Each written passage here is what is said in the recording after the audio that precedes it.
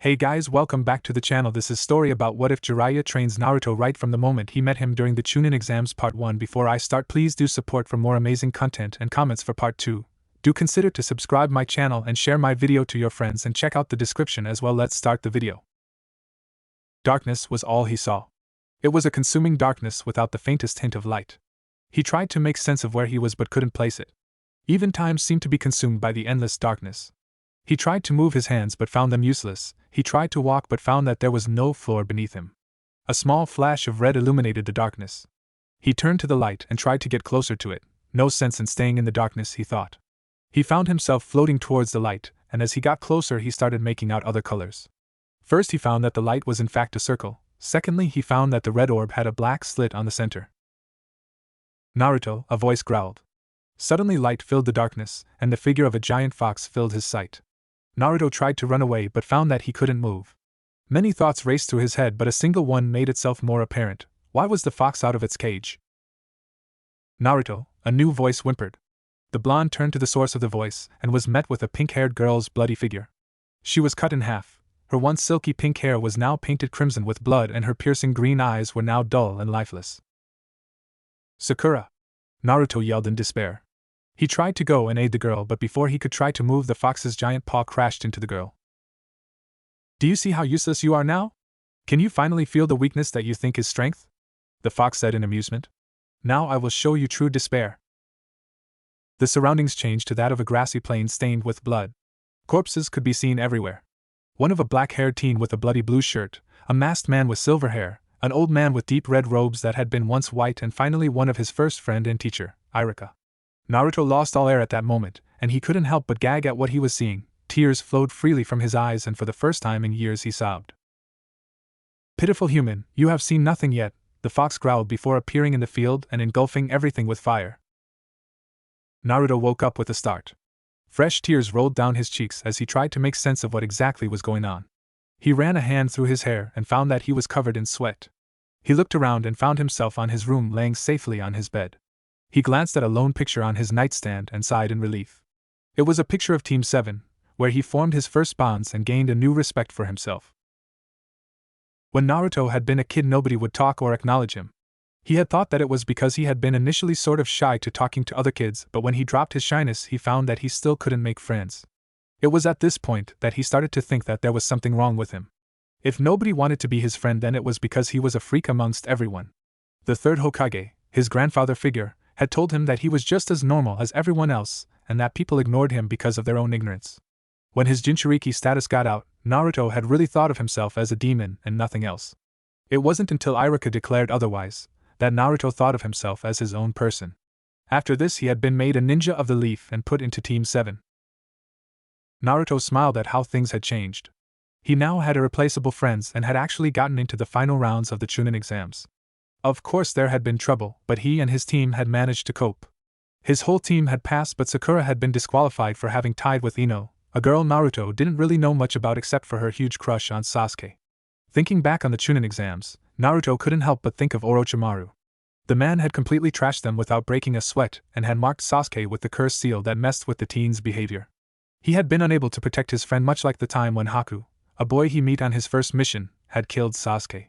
Both times Naruto had relied on the Kyuubi's help to protect his friends. Naruto shuddered at the thought of Kyuubi. Thinking of the nine-tailed fox had brought back the nightmare he had just woken up from. It had all been so real and he had been too weak to do anything. It had just been a dream, but it did have a lot of truth in it. Naruto hadn't been able to help his friends with his own powers and had been forced to use the Kyuubi to protect them, a creature who would want nothing more than to burn them all to ashes. Naruto felt truly weak for the first time since he had been made genin. In order to protect his friends, Naruto had to train hard and get stronger. Yes. Naruto whispered, I will not let anybody hurt my friends ever again. Naruto got out of bed and picked up his scattered clothes. First he picked up his orange pants and black shirt. He quickly put them on and walked over to his discarded jacket next. As he put on the jacket, he thought of cleaning the apartment. It had just been 1 month and a half since he cleaned it, but he felt that it was better to clean it now before it got dirty. He walked towards the door of his apartment, while avoiding stepping on any of the pieces of trash that were on the floor, and put on his ninja sandals. A quick jog around town would certainly clear his head from the dream. When he got out of his apartment, he noted that it was still dark out. With a shrug, he jumped out of the building and raced to the one place that would help him calm down, the Hokage monument. Ever since the third had taken him there, Naruto had made it his special spot. Something about sitting on the head of his idol, the fourth Hokage, seemed to calm him down. He remembered that it had been there that he decided to be Hokage. At that time he had only thought of being acknowledged, but now that he thought about it, he really didn't know what being Hokage was about. He knew that it would be a long time until he knew the real reason behind being Hokage. A Hokage was responsible for protecting everybody in the village, but what made them want to protect them? What was that which drove them to put their lives before the village? Naruto promised himself to answer these questions, but for now he knew one thing. That nightmare with the Kyuubi had opened his eyes. Right now he was weak, but with enough training he would be strong enough to protect all of his precious people. Maybe this was the path into learning the answer for the reason for being Hokage, but for now he would only focus on getting stronger in order to protect his friends. Do you hear that? Naruto yelled at the village. The sun rose and shined on the whiskered blonde, showing the determination on his blue eyes. I won't let anyone hurt my friends. No more games, from now on I won't let anybody down. Naruto was walking towards the ninja academy. It was now around 11 in the morning, so it would be recess at the academy, meaning that he could talk to Iruka. Earlier today Naruto had had an epiphany of sorts, and sought to make himself stronger, but he had no idea how. All that Naruto had done before was beg for a new jutsu, and now that he thought about it, it really wasn't a way to get stronger. Sure, you had a powerful jutsu, but if he didn't have the proper training, then the jutsu wouldn't be at its fullest strength, and it would take time to hit a skilled opponent. Naruto decided that in order to improve he would go to the root of things, in this case the academy. Iruka had known Naruto almost as long as the third and had a good idea of what Naruto's shortcomings were. The blonde entered the academy and headed for Iruka's classroom. It was a little nostalgic to walk in the hallways of the academy, and he couldn't help but smile at the memories. Sure, they weren't the happiest of memories since he had been an outcast and had been alienated by everyone, but there were still some happy memories. Like the times he would play pranks with Shikamaru, Choji, and Kiba. Those had been simpler times where he would only worry of what flavor of ramen he would get if Iruka took him out to eat. Now he had to worry about missions, getting stronger, and most of all protecting those precious to him. Hey Iruka-sensei, Naruto said with a smile. Naruto? Iruka exclaimed with a smile, long time no see. What are you doing here? Well, Naruto trailed off and turned his gaze towards the opened window that had a clear view of the academy students playing ninja. Iruka gave Naruto a concerned expression. It wasn't normal for Naruto to be serious. Naruto's fist tightened before he looked up at Iruka again, this time with determination burning on his eyes. I want to get stronger, Naruto said in complete seriousness. I want to be able to protect those close to me, and in order to do it I have to get much stronger. Naruto, Iruka whispered with a small smile.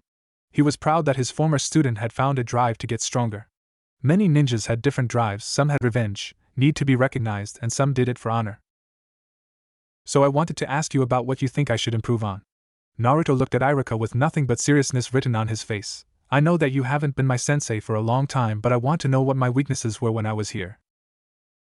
Iruka smiled proudly at his student. Leave it to Naruto to surprise him like this. Well, Naruto, back when you were here you had little to no talent in genjutsu. Your ninjutsu was, Iruka thought back to the sexy jutsu and cleared his throat. Your ninjutsu showed great promise while your taijutsu showed little. I know that you have improved in both of those, your match with Kiba proved it, but I see that you still have some problems with genjutsu. Naruto ran a hand through his hair, a habit he had when he thought of something to be difficult. So you're saying that all my skills need work? Iruka shook his head. Not at all, Naruto. What I'm saying is that your genjutsu was the one that needed the most work, he said. I suggest that you go ask Kakashi what he thinks also, since he's the most familiar with your current skills. I got it. Naruto smiled at Iruka and walked to the door. I'll go look for Kakashi-sensei now, thanks for everything. With that, Naruto ran out of the room with a smile. Iruka chuckled.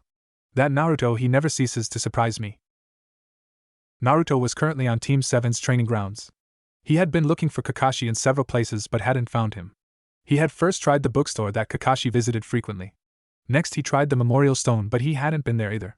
With no more options, Naruto decided to look on the training grounds. Yo, a voice said behind him. Naruto almost jumped out of his skin and glared at Kakashi. What the hell was that? You can't just go and appear behind someone like that. Kakashi, I smiled at Naruto. I see that you were looking for me. Naruto gave the Jonin a puzzled look. How did you know? Easy, I've been following you, Kakashi said. When I was going to the bookstore I saw you approach it. At first I thought that I would finally meet another person who enjoyed the perfection that is the Makeout series, but I saw you leave and go to the Memorial Stone. It was at this point that I knew you were looking for me. Naruto smiled at his sensei. Well, I do have a favor to ask. What is it? The Jonin asked. Naruto's face turned serious, and he looked at Kakashi in the eye. I want you to tell me what my strengths and weaknesses are and to tell me what to improve on. Kakashi raised a visible brow at this. It wasn't typical Naruto behavior to ask for an evaluation. Just yesterday he had been shouting that he would pass the Chunin exams without breaking a sweat. What brought this change, Naruto? Naruto sighed and clenched his fists. He really didn't want to remember the nightmare. I just felt as if I wasn't strong enough to protect my friends. Naruto turned his gaze towards the small lake on the side of the training grounds. I want to get stronger in order to protect them. Kakashi gazed proudly at his student. If only his sensei could see him. Well, Naruto, from what I see you have a lot to improve on, but not by a lot. First you have to expand your jutsu list. So far you only know the shadow clone. I'll give you some scrolls with jutsu depending on your elemental affinity, but we'll get to that later. You also have to work on a way to dispel genjutsu since you have no talent in it. Your taijutsu is either bad or good, so I suggest picking out a style and working on it. Kakashi took out a small paper from his pocket and handed it to Naruto. Now I want you to pour some chakra into the paper. This will tell us your elemental affinity. Naruto did as instructed and watched as the paper split in half. What does that mean, sensei? Kakashi nodded before taking out a few scrolls. It means that you have a wind affinity. This is probably the most dangerous element, since it's not only powerful, but also really hard to control. Kakashi gave the scrolls to Naruto. Those contain some of the wind jutsu that I have copied over the years, but you cannot attempt to use them until you have trained with wind chakra. Naruto nodded at Kakashi. Don't worry, Kakashi-sensei, I give you my word that I won't do that. Naruto gave a confused look and ran a hand through his hair. But how will I train with wind chakra? Kakashi smiled at his student. Well, Naruto, in order to be able to use wind jutsu safely you need to complete 2 exercises. First you have to split a leaf in half using your chakra. Kakashi picked up a leaf and split it in half. The cut has to be clean. If it isn't a perfect split, then you have to try again until you get one. The second exercise is much like the first, only this time you have to cut a rock in half. This will require more chakra meaning than the leaf exercise, but I'm sure you'll pull through. Naruto smiled in excitement. Thanks, Kakashi-sensei, I'll do my best. He pocketed the scrolls and turned to leave. See you later, sensei. Naruto, wait, Kakashi instructed. What is it? Naruto asked. I want you to meet me here tomorrow at 10 in the morning. We'll discuss your training for the Chunin exams. Kakashi said, I don't want you to be late. Naruto's sweat dropped. This coming from you, sensei. Naruto deadpanned. Fine, I won't be late. With that, Naruto left the training grounds, set on splitting the leaf that same day. Naruto sat against a tree with a leaf on hand. He had been trying the leaf exercise but couldn't make the smallest of cuts. It had been 4 hours since his talk with Kakashi, and Naruto now knew why Kakashi had said that wind was the hardest element to control. Naruto was always the impatient one, and so he couldn't stay still for a long time. It was one of the other things Naruto would need to work on since he would probably have to do stealth-type missions in the future. Naruto gave a foxy grin thinking about all of the missions he could take when he got stronger. Sure, he wanted to be able to protect his friends, but that didn't mean that he would dedicate his whole life to it. Once again, Naruto poured chakra into the leaf. For some reason his chakra control had gotten a lot worse, and he wasn't able to focus it. He tried to think of sharp things as he tried to mold his chakra. He finally pictured a sword and tried to imitate it with wind chakra. When he finally got tired, Naruto looked at the leaf and saw a small nick on the bottom. It wasn't much, but it was something. At least it showed that he was on the right track. Naruto grinned. Only a few adjustments on the chakra and I'll be able to cut the leaf in no time. Naruto, again, poured chakra into the leaf before trying to make it take the shape of a sword, but it was too hard to focus his chakra. Damn, I need to work on my chakra control again. I guess I got a little rusty somehow. Naruto noticed that it was getting late. If he had to guess, he would say that it was at least 6 in the afternoon. He heard his stomach growl and decided that it was time to eat. Maybe a visit to Ichiraku's would get his chakra control back to normal. Naruto sighed happily and got up. He stretched a little before going back to the village. He had gone to a small clearing near Team 7's training grounds and found it to be a good place for his training. He could have gone to train at the actual training grounds, but there were always people going there, and that would surely disrupt his training. Naruto dismissed those thoughts. He was now in town, thanks to him jumping through the roofs of the village, and he could smell ramen in the air. The very meal that had been made by gods and brought to the humble hands of humans. He took in the smell and closed his eyes, letting his nose guide him to his next meal. He suddenly bumped into something soft and fell on his butt. "Watch where you're going," he heard a feminine voice snap. "Naruto?" Naruto opened his eyes and was met with platinum blonde hair and blue eyes. "Ino?" Naruto got up and dusted his pants. "What are you doing here?" Ino's eye twitched. "Aren't you supposed to help me get up?" Ino was still where she had fallen and pointed at herself. "Why would I do that?" Naruto asked in confusion. Ino sighed. "Just help me up, will you?" Ino held her hand up and Naruto took it on his. The contact of their bare hands touching made them both blush lightly. "Thanks." Naruto scratched the back of his head. "Sure, no problem." He noticed that Ino was on her civilian clothes, meaning that she was probably on a break from her ninja duties. "So, what are you doing out here?" "I'm out looking for something to eat," Ino explained. "Since my parents are away, I don't have anything to eat at home." Naruto nodded in understanding. "Hey, how about going to eat with me?" Naruto smiled at Ino and took out his frog wallet. "I'm on my way there since I'm pretty hungry since I've been training all day." Ino looked slightly shocked. "You want to go with me?" Ino had a light blush on her face at the thought of being asked out to eat by a boy. It was true that she acted like a flirt around Sasuke, but deep down she was a shy girl, not Hinata level but still shy. "Are you sure?" "Of course I'm sure, let's go." With that, Naruto took Ino's hand and ran to Ichiraku's. Just smelling their ramen from far away had his mouth watering. He was completely unaware of Ino's light blush, of course. The two entered the stand and sat down. Soon a man wearing an apron came out. The man had a face that talked of joy and peace. It gave the stand a homey feeling. The man's name was Tucci, and he was one of the people who didn't hold any resentment for Naruto because of the fox sealed inside of him. He and his daughter, Ayame, had been some of the first people that were precious to Naruto. "Hey there, Naruto, who's your friend?" Tucci asked with a smile. Naruto grinned and pointed to the fellow blonde. "This is Ino. She was looking for a place to eat, so I took her here." Naruto explained. "Where's Ayame?" Tucci grinned and crossed his arms across his chest. "She went out to buy some ingredients for a new flavor of ramen I'm creating." The man knew what this would do to the boy, and the reaction was always funny. Naruto's eyes widened and his body stiffened. Ino looked at him oddly and noticed that he was shaking slightly. "A new ramen flavor!"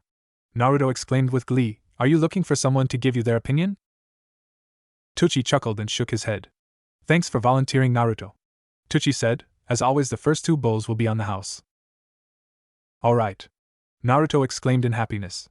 It might have looked like a bad move on Tucci's part, but considering what Naruto consumed, it wasn't so bad. Ino looked at Naruto oddly. She hadn't seen this side of Naruto ever since she met him. He was still loud, but he looked calmer and happier than all the other times she had seen him.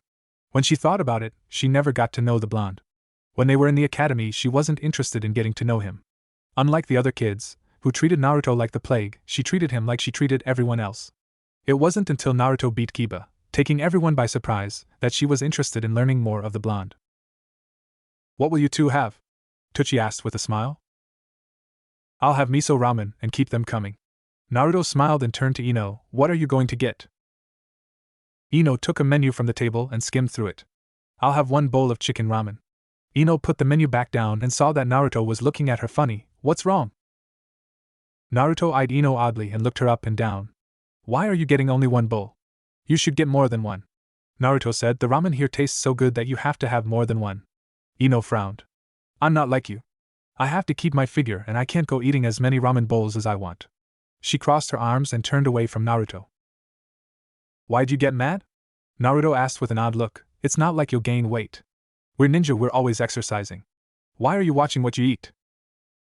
Ino sighed. "You just don't understand, woman Naruto. Tucci arrived with the bowls and set them in front of the two teens. Unlike you, I control what I eat." Naruto and Ino walked on the streets of Konoha.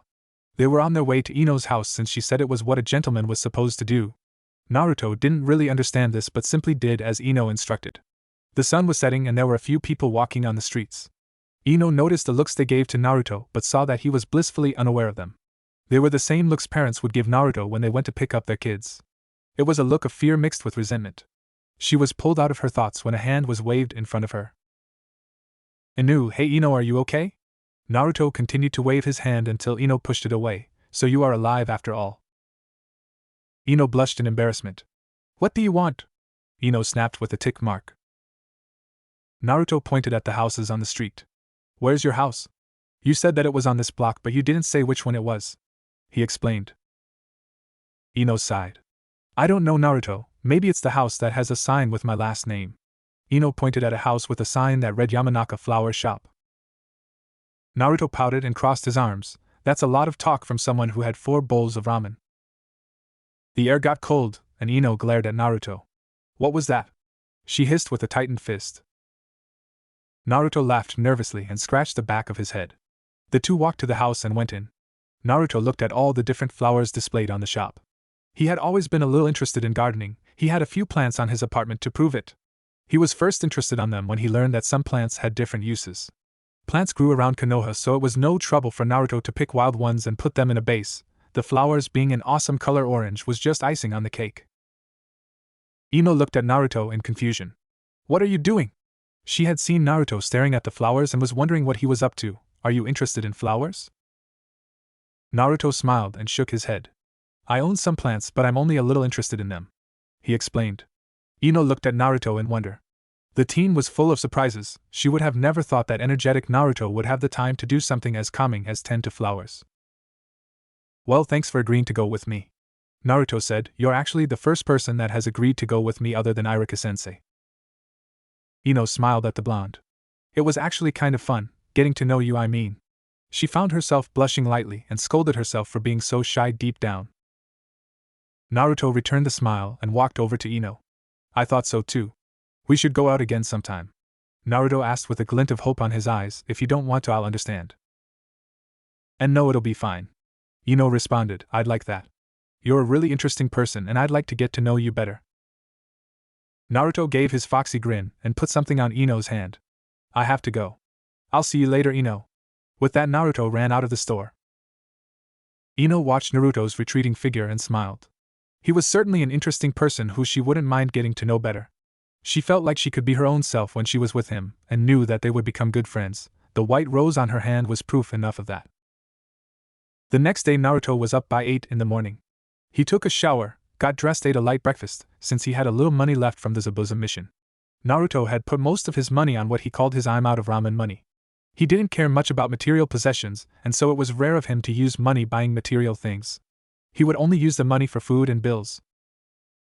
After finishing his morning routine, Naruto had gone to the training grounds. It was 8:30 in the morning, but he figured that he could use that time to work on cutting the leaf. He was glad with his progress so far. Now that he had the basic concept of the exercise down, everything else would soon follow.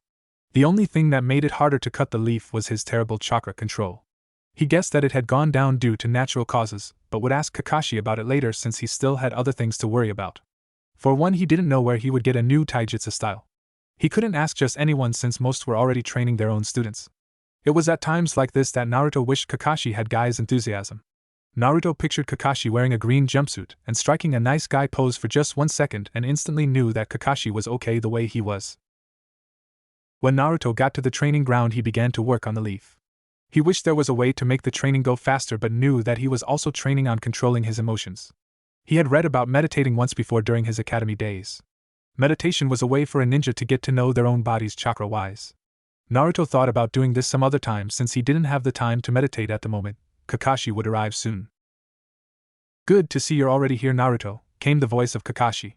It had been 2 hours since Naruto had arrived, but he didn't complain. In fact, Naruto was glad that Kakashi had been a little late since it had given him time to work on the leaf. So far he had made minuscule progress, but it was progress after all. Naruto noticed that the closet pervert was with Kakashi. What was his name? Ebisu? This is Ebisu, one of the best jounin in Konoha. Kakashi explained. I'll be training Sasuke and will be very busy with it. Ebisu will teach you a kind of chakra control. It's called water walking. It's similar to tree walking, only this time you have to use your chakra to stand on something that is not solid. Naruto frowned. He knew that Ebisu was one of the people who thought of him as a pest. I got it, Kakashi-sensei. He would keep quiet for now. If the man had agreed to train him, who was he to object?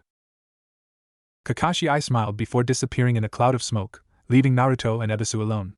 It was a good thing that the man wore glasses since Naruto hated the look he was surely giving him.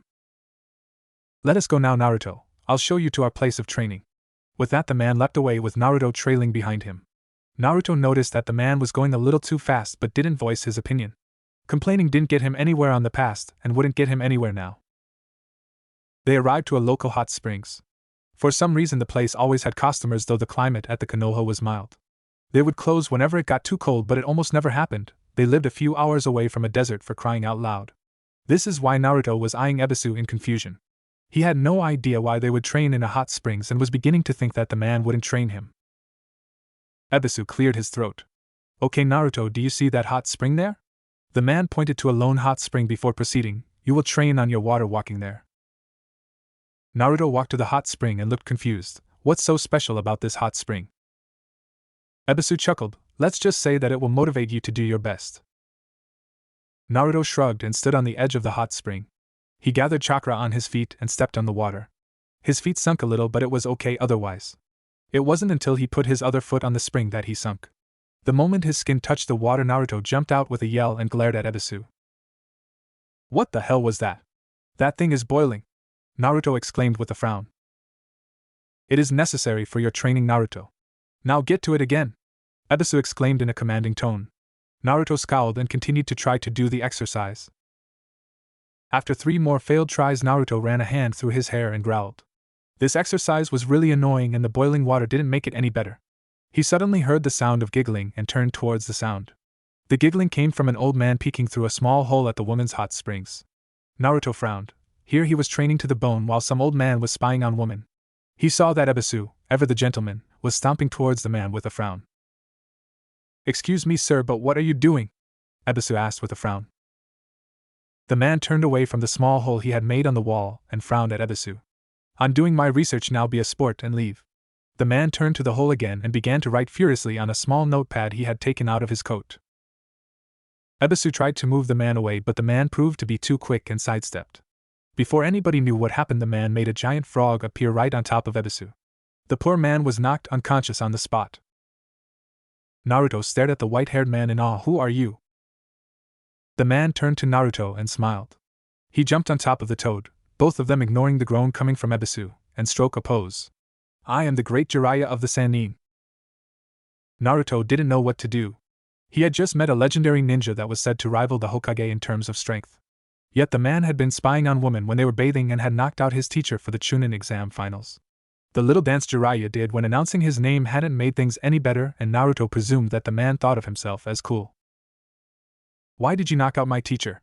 Naruto asked with a frown. Jiraiya smirked. Like I told him. I was busy with my research and can't be bothered at the moment.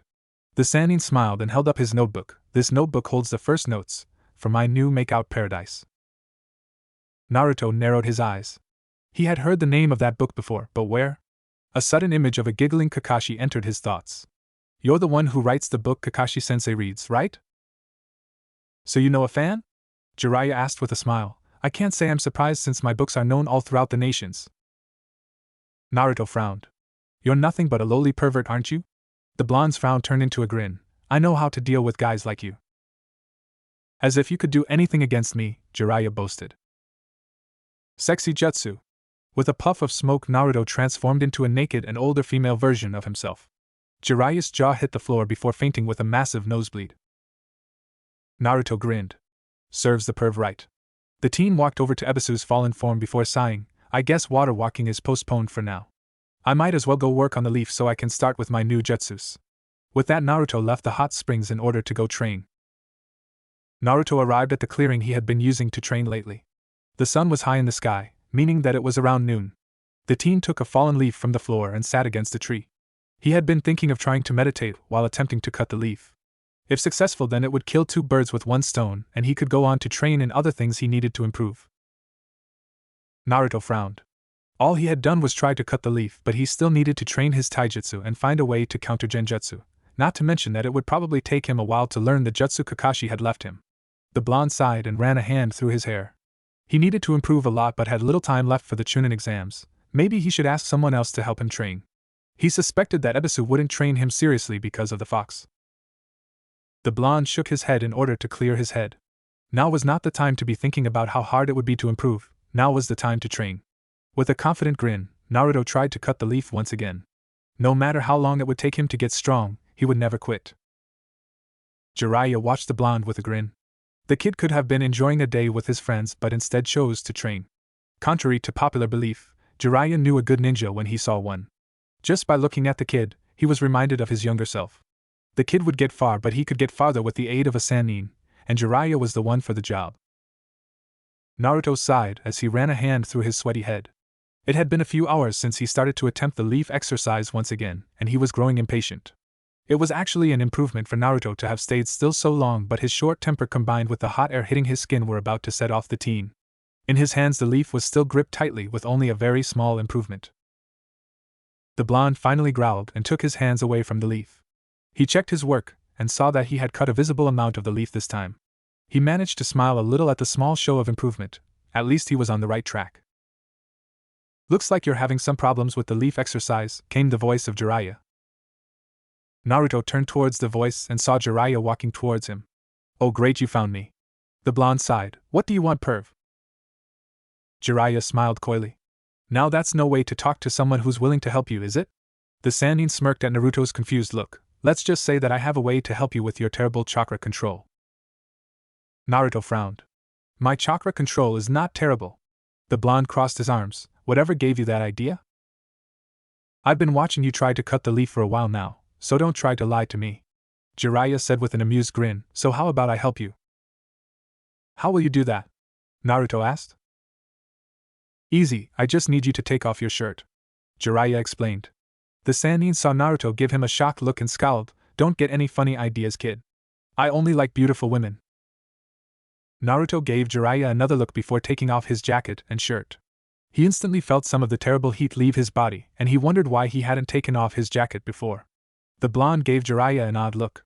The Sannin was eyeing his stomach in deep seriousness. He couldn't know about the fox, could he? Jiraiya smiled and moved away from Naruto's stomach. "Just as I thought. There's something wrong with the seal keeping the Kyuubi locked away." The Sannin explained. "Don't worry, kid, I know just what to do." Before Naruto could ask what it was, he was struck on the stomach by Jiraiya. Naruto got the wind knocked out of him, and cursed the Sannin. He felt a burning sensation where the seal was, but it soon left. "What the hell was that?" Naruto exclaimed.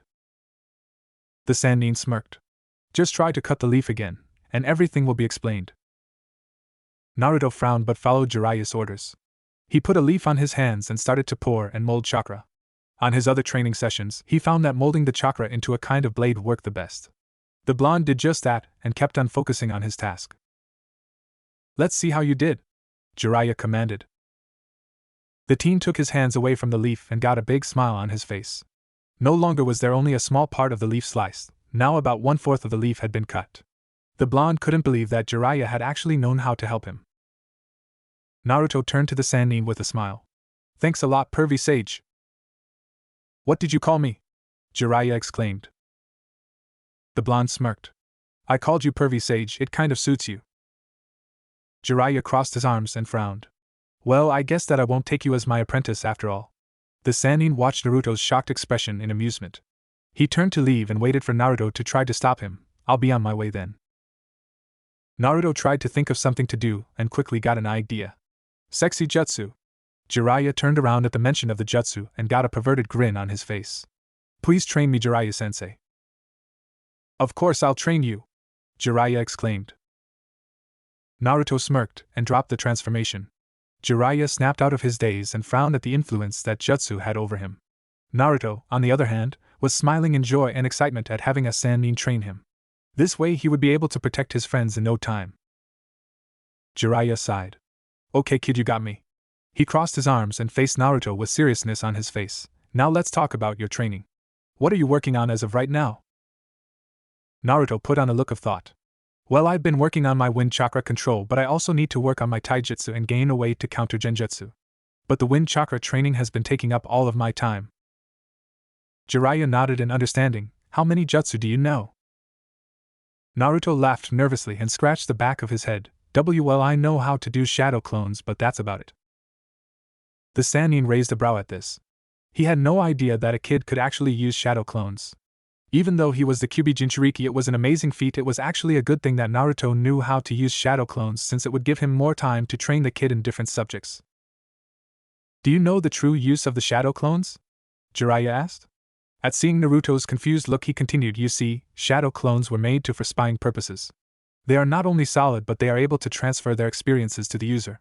We are going to use them to train you in different subjects at the same time." Naruto got an excited smile on his face. "What will those things be, Jiraiya-sensei?" Jiraiya smiled. Seeing the blonde kid call him Jiraiya-sensei, he couldn't help but remember the good times he had with Minato. It was somehow a true coincidence that he ended up training them both, but then again maybe it had been fate. "Your training will be divided into 3 categories," Jiraiya explained. "First, I'll teach you some of the toad taijutsu that I know. After that you will finish that water walking I saw you practicing at the hot springs, and finally I will teach you how to summon toads. The wind chakra control will be done on your free time." "When will we start?"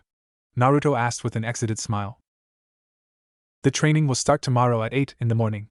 I will come get you and take you to a great spot for training. I expect that will be done by 5 in the afternoon, so it'll give you some time to master your wind control." Jiraiya took out his notebook and grinned. "Now if you'll excuse me, I have some research to do." With that the Sannin disappeared and left a frowning Naruto alone. The blonde huffed and turned to go home. "At least I have someone to train me now. As long as I don't become a pervert, then I'll be fine." Jiraiya giggled as he wrote furiously on his notebook. He and Naruto had gone to a waterfall in order to train his water walking. That much was true, but what Jiraiya didn't tell him was that it was one of his favorite places to do his research. When they had started training early in the morning, Naruto had gotten down most of the toad-style taijutsu. After the taijutsu portion of the training was over, he had Naruto fight one of his clones while water walking. The brat had made good progress, and it would only a matter of time before he was finished. Jiraiya had to admit that he was impressed at the level at which the kid learned. The Sannin heard a loud cheer followed by a round of laughter and instantly knew that his student was done with water walking. Naruto turned towards Jiraiya and grinned. "You better stop peeking on those girls, Jiraiya-sensei. I beat the clone, and that means that you have to teach me how to summon toads." Jiraiya sighed and dropped down from the tree. "All right already," Jiraiya exclaimed with a frown. "Sheesh kid, has anybody ever told you that you're too loud?" "A lot of people actually," Naruto confessed.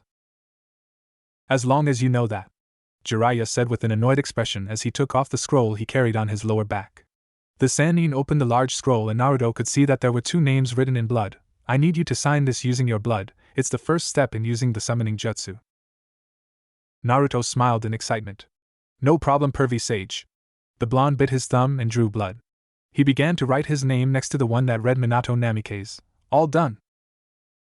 Jiraiya couldn't help but sigh. Maybe having a hyperactive blonde as an apprentice wouldn't be that good after all. "Now you need to do the hand signs I taught you. Remember that the toad summon depends on the amount of chakra you put into it." Naruto smiled and went through the hand signs. He slammed his hands into the ground and watched as a poof of smoke appeared. He smiled in excitement but groaned when he saw a small green toad had appeared. "What did I do wrong?" Naruto whined with a frown. "I told you to put more chakra into it," Jiraiya scolded. "Now do it one more time but put more chakra into it." The blonde frowned and did as instructed, only to summon a slightly bigger purple toad. Naruto growled and went through the seals one more time only to summon the previous green toad. Jiraiya frowned. "It looks like he'll have to use that chakra after all." "That's enough, kid," Jiraiya said, ignoring Naruto's complaints. "We have to go over some things now." The teen groaned but walked over to Jiraiya. "What are we going over now, Jiraiya-sensei?" The toad Sannin chuckled. "We have to start a new training schedule. I didn't plan on you learning to water walk so quickly, so we have to make some changes." Jiraiya explained. "We'll still work on your taijutsu first, but it will grow on level as time goes on. Right after the taijutsu we'll be having sparring matches to help you learn how to use it in battle. After the sparring I'll help you with your wind chakra control." Jiraiya continued. "When the wind training is over I'll teach you the basics of sealing. The art of sealing is very useful to ninja, and, if you have enough skill, you can create your own seals. When we're done with that you'll continue to try and summon bigger toads." Naruto nodded. "I got it, Jiraiya-sensei, but will I still be able to train on my free time?" Jiraiya grinned. "You're welcome to train whenever you want, but I assure you that you won't have the energy to do so when I'm done with you." The Sannin had a glint on his eye that made Naruto shiver involuntarily. "We're done for today. I'll see you tomorrow morning, kid." The Sannin disappeared in a cloud of smoke. Naruto sighed in contempt and stretched his sore muscles. He couldn't wait to get started with his training, but that glint on Jiraiya's eye had told him that he'll be in pain in the future. The blonde chuckled and summoned 2 clones, like Jiraiya had instructed, and began to work on cutting the leaf. The sun was setting when Naruto was making his way home. For the first time in years, Naruto was tired. It had been a long day, and he knew that it would be nothing compared to what was to come. He walked through the streets and played his oblivious act. He had learned how to pretend that he didn't notice the stares the villagers threw at him, but he could still feel the gazes on him. How he hoped that the stares would stop. "Naruto!" he heard a voice scream. The blonde turned around and was met with the sight of Ino running towards him. "What's wrong, Ino?" Naruto asked as Ino tried to catch her breath. Ino frowned and pointed at Naruto's clothes. "Look at you, Naruto. You're a mess." Naruto took a look at his clothes and noticed that his clothes were in fact cut up in some places and filled with dirt. "What happened to you?" Naruto grinned lightly. "I was training with Jiraiya-sensei." The blonde answered, "I think I was cut up when he tried to teach me how to block a kunai with my new taijutsu." Ino sighed. "Naruto, you have blood in your jacket." Ino said in concern, "You're coming with me?" "Going where?" Naruto asked in slight concern. Ino took hold of Naruto's sleeve and dragged him with her. "I'm going to take you home and clean your wounds." Naruto stiffened. "Hey, are you sure your parents will be okay with me being there?" he asked in alarm. "I don't want to bother them." The girl chuckled. "Are you kidding?" she asked with a smile. "They've wanted to meet you for a while." The blonde's eyes widened. "Are you serious?" he asked incredulously. "Why would they want to meet me?" Ino sighed. "Naruto, you're a great guy," she said with a small smile. "You beat Kiba by not giving up and took everyone by surprise. Ever since you became a ninja, my parents have wanted to meet you." Naruto nodded slowly. "Okay, let's go," he managed to say. He didn't understand why they would want to meet him, but if Ino really wanted him to go, then he would. They were friends after all. The blonde watched the streets around him in wonder. He didn't go to this part of town frequently since almost everyone hated him on these parts. The time he had walked Ino home, this certain fact had slipped his mind. Again, he found himself being the target of many glares. He noticed that Ino had seen the stares and wished that she didn't mention them. He would continue to play his oblivious act and hope that she wouldn't mention them. The blonde saw the Yamanaka sign only a few houses away and smiled in relief. Ino smiled, as if proud of the sign that hung on her home. "We're here," she declared before taking Naruto's sleeve and dragging him in through the front door. "Mom, I'm home." Naruto's heartbeat increased when he heard approaching footsteps. He was always afraid of meeting with adults since most of them blamed him for the QB. He only hoped that this wouldn't be the case. "Welcome home, Ino," a blonde woman said as she entered the living room. The woman turned her gaze to Naruto, who stiffened at her gaze. "Who's your friend, Ino?" Ino smiled. "This is Naruto." She pointed at the woman and turned to Naruto. "This is my mom, Miki." Miki smiled at the boy. She saw how nervous he was about meeting her, and it didn't surprise her. She was sad to see what the village had done to the boy. He was completely nervous about meeting a single person. Miki had always been amazed at the strength the boy showed. She had seen him walk through the village with a heartbreaking look on his face, but the boy was now a ninja of the leaf. "Nice to meet you, Naruto," Miki said in a soft tone. "Would you like anything to drink?" "I'll be okay, ma'am," Naruto said quietly. Ino gave Naruto an odd look. "What's wrong, Naruto? Why are you so quiet?" she whispered to him. "It's not like she'll eat you alive or anything." Naruto kept his gaze to the ground and only grunted in response. Ino threw her mom an apologetic look and dragged Naruto upstairs. Miki glanced sadly at Naruto's disappearing figure. She hadn't known that the boy was so afraid of adults. She remembered meeting him once before when he was about 7, if she had to guess. The boy had been pushed out of a store by the owner for no apparent reason, and she had tried to help him up. The boy had looked at her with complete fear before running away from the spot. It was sad to see what the ignorance of the villagers had done to the boy. Meanwhile, Ino sat Naruto on a chair in her room. Her room was painted in a very light color purple. Her bed had dark purple blankets with light purple pillows. The room suited Ino very well and went with her personality really well. Speaking of Ino, she had gone to get her first aid kit. Ino entered the room with a frown. "Why did you ignore my mom like that?" Naruto lowered his gaze and sighed. "I really didn't mean to, Ino," he said with a sad expression. "I'm just not good with adults." Ino's face softened and she sighed. "I'll let you off the hook this once," she said with a small smile. "But if you ever ignore my mom, okay, you'll pay the consequences." Naruto gulped and laughed nervously. "It won't happen again, I promise." "Good," she said before checking Naruto for any wounds. Naruto and Ino walked out of her house. Naruto had been wary of bumping into Ino's mom but thankfully didn't see her on the way. He hated being afraid of meeting adult strangers. He didn't have this fear towards other ninjas since most of them had treated him fairly unlike the villagers who all treated him with resentment. Ino looked at her friend sadly. The blonde had a look of exhaustion on his face that seemed alien on his face. "Why do you train so hard?"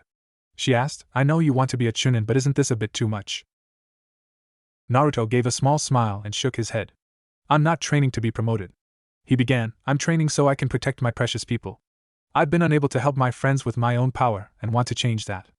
I don't want to watch as my friends get hurt and rely on something that isn't my own power. I want to be someone they can always rely on." Ino looked at Naruto in a whole new light. She hadn't expected an answer like that and gained a new respect for the fellow blonde. His dream of being Hokage didn't look like a ridiculous idea anymore. She actually believed that with more experience, he could actually become Hokage one day. "I have to go, Ino. I'm really tired," Naruto said with a weary smile. Ino smiled. "I'll see you later, okay?" Naruto gave a foxy grin. "Of course, maybe we could train together one day." Ino nodded in agreement. "I'll get stronger too." Naruto looked at Ino in confusion. "You were right about what you said. I feel like a burden on my team sometimes and I want to change that. I'll follow your example and get stronger." Naruto smiled. "You'll get stronger for sure, Ino," he said with a grin. "We should train together sometime." Ino grinned. "Just you wait, Naruto. I'll be a lot stronger next time we meet." "Don't think that I'll just let that happen." Naruto smiled. "I'll get stronger so we can both protect our precious ones." Ino gave Naruto a sweet smile.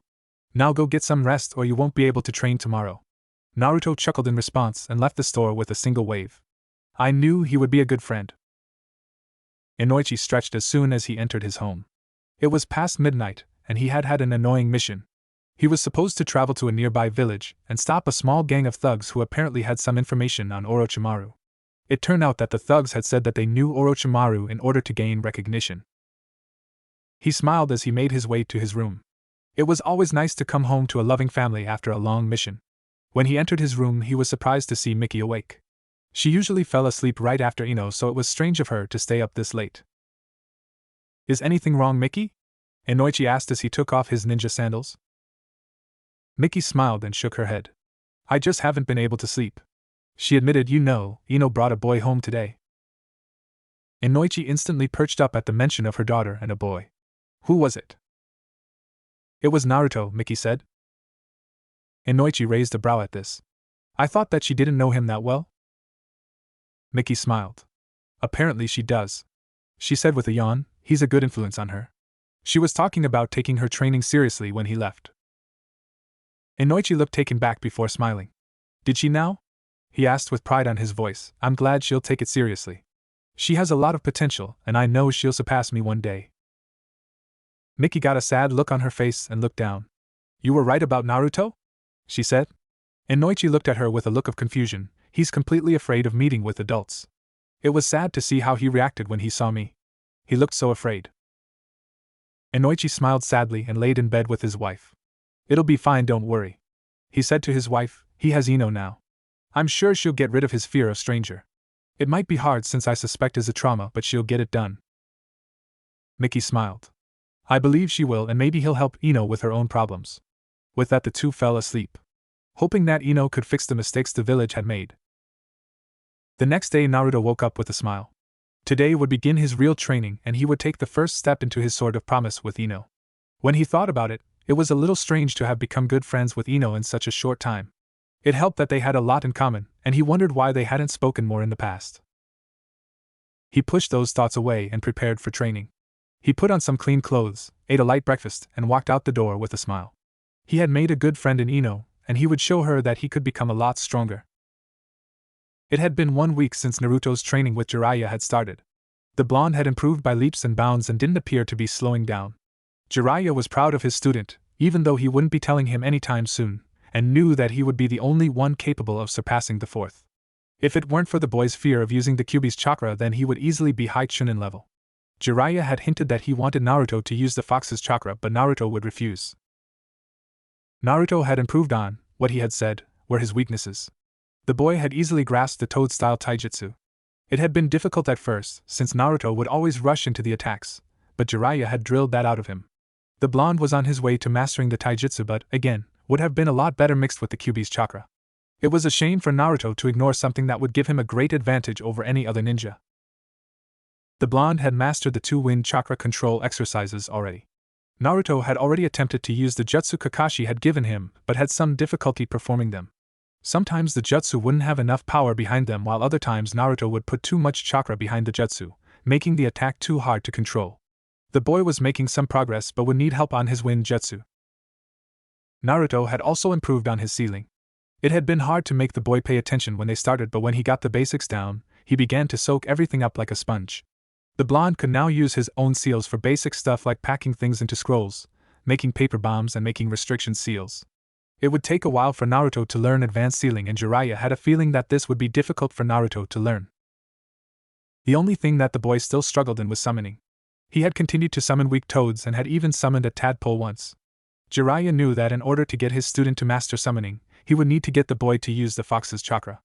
It would be hard to get Naruto to use it since he didn't plan on using that chakra anytime soon.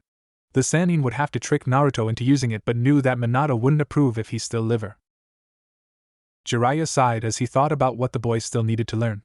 It would take time to train the boy, and from what he heard, the Akutsuki had begun to move. They hadn't captured any Jinchuriki, but they had begun to prepare to do so.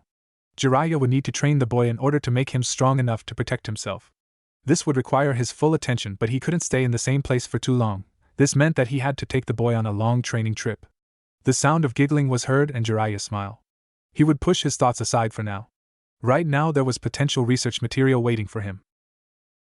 Naruto walked through town with a smile. Jiraiya had treated him to ramen since his training was going great.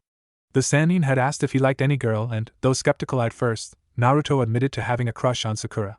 Jiraiya had then asked him to find her and give her a hug or kiss, and that they would meet for training the following day.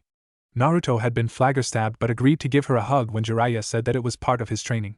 So Naruto was currently looking for his teammate with his usual fake smile. He spotted the pink-haired girl on the distance and gulped. He knew what would happen if he just outright asked her, so that left catching her by surprise. The girl would probably hit him when he hugged her. Naruto thought that maybe Jiraiya had asked him to do this in order to test his resistance. The blonde walked up to his teammate and waved. "Hey Sakura!" Naruto greeted with his usual cheerfulness. Sakura frowned. "Naruto, shouldn't you be training or something?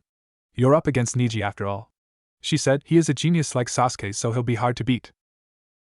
Naruto frowned. "As if Sasuke could actually beat me." The blonde crossed his arms and huffed. "I'm actually in the middle of my training." "What kind of training?" Sakura asked. The blonde gulped, and had a light blush on his face. "Well, you see, the team began. What's that?" Naruto pointed behind Sakura, and the moment she turned around, hugged her around the waist. Sakura fumed. "Naruto!" She punched the blonde away before walking away with a stomp on her step. "Stupid pervert." Naruto sat on the ground and found that his nose was bleeding slightly. "Man, Sakura packs a punch. I have to commend Ino on actually fighting her, when I next see her," the blonde murmured. "You know that you're not really supposed to throw yourself at a girl, right?" came a voice.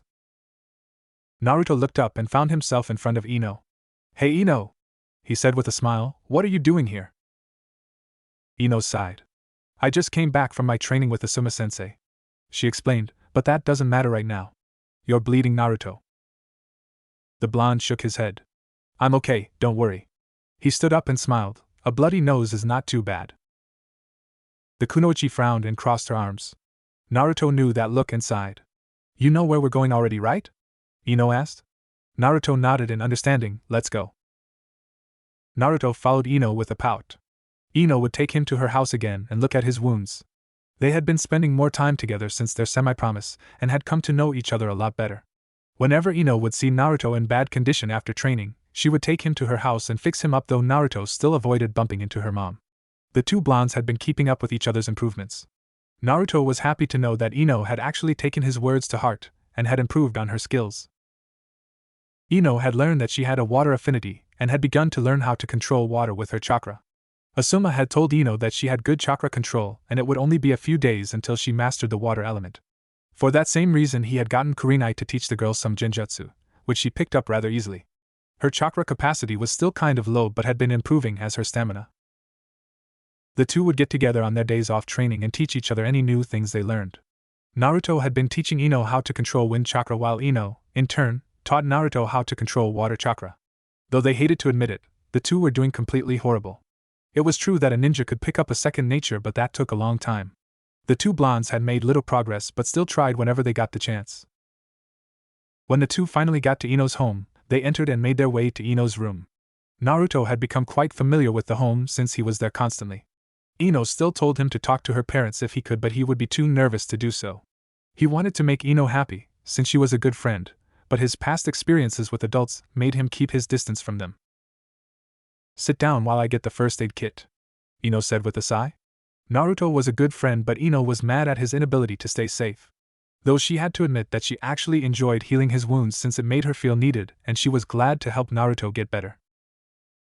Naruto sat on the all-too-familiar chair and ran a hand through his hair. The blonde was glad that Ino would worry about him and go to the trouble to heal his wounds, but he hated to bother people, much less his friends. Ino emerged from the bathroom with the first aid on hand. The teen couldn't help but sigh. He was getting tired of the burning brown stuff Ino would put on his cuts. Ino gave Naruto a smile.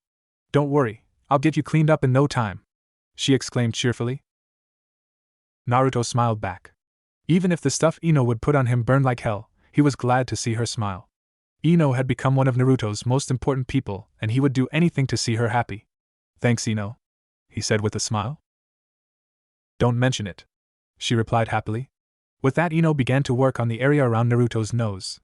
She saw that part of the skin had been torn off with the punch the blonde received. "Remind me not to piss off forehead." Naruto chuckled. "She packs a nasty punch," he replied, wincing slightly as Ino put the brown stuff on his wound. Ino frowned. "Why would she do this to you? Next time I see her, I'll give her a piece of my mind," she declared. "What's wrong with her anyway?" Naruto laughed nervously. "You don't have to do that," he said. "It was kind of my fault anyway."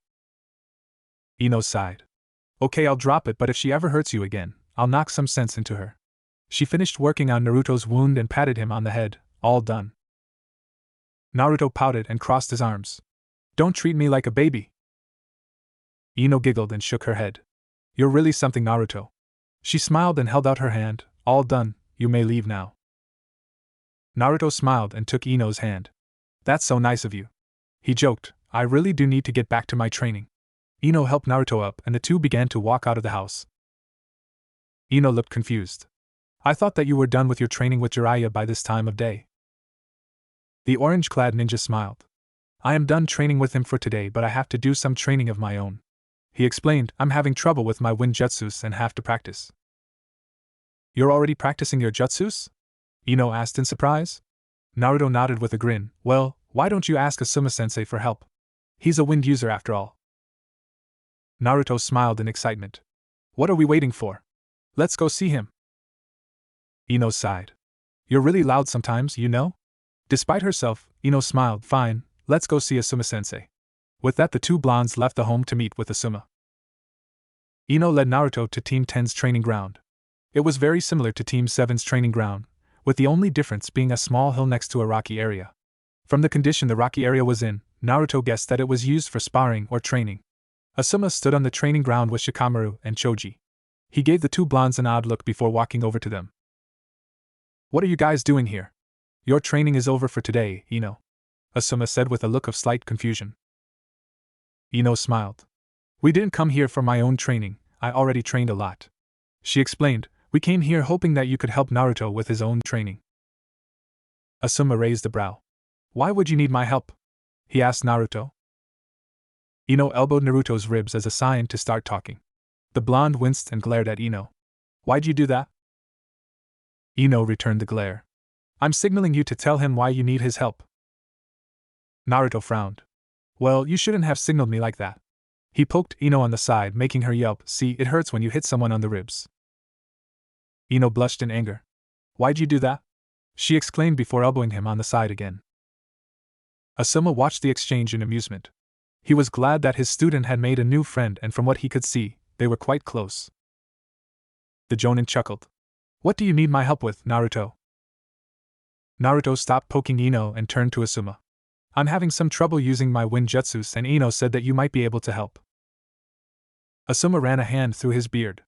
"It's quite rare to see wind users in Konoha. he began. Have you done any of the chakra control exercises? Naruto nodded. I've done the leaf and rock cutting exercises. Asuma smiled in approval. So I take it that you're having problems with the power behind the jutsu? He asked. Naruto nodded. Very well, I'll help you out. It might take a few days, so I want you to come here whenever you can. You'll be training with Team 10 from now on. Ino smiled. That'll be great, Asuma-sensei, she said in excitement. I only hope you can keep up with us, Naruto. Naruto grinned. You're the ones who aren't going to be able to keep up with me, he said. Thanks for helping me out, Asuma-sensei. Asuma grinned. Don't worry about it, kid, he began. We'll begin tomorrow at 2 in the afternoon. Got it, Naruto said with a smile.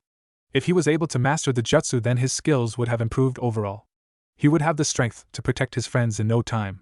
He made a note to thank Ino later. She didn't know how much she had helped him with everything. He was glad to call her a friend and was even happier to get to spend more time with her.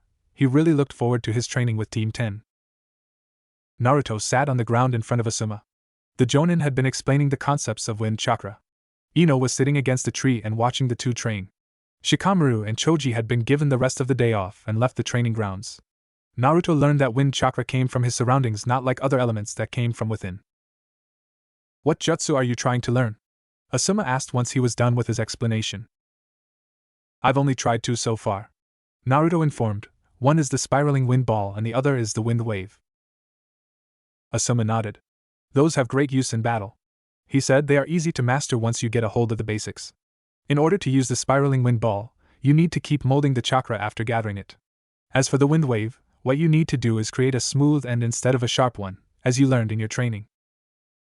I want you to use the jutsu with the things I told you in mind. Asuma pointed at a large boulder. Use the jutsu on that boulder and remember what I told you. Naruto nodded and stood up.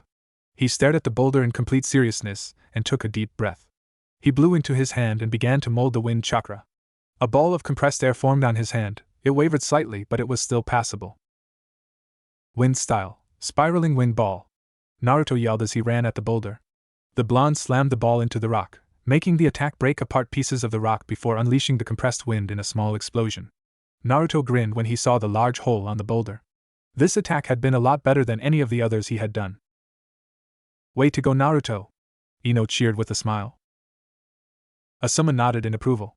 That was very good, Naruto, but you didn't use the attack like it was supposed to, he said with a sad smile. You are supposed to throw the ball, not keep it in your hand like that. Let's see the next one. Got it, Naruto said with a nod.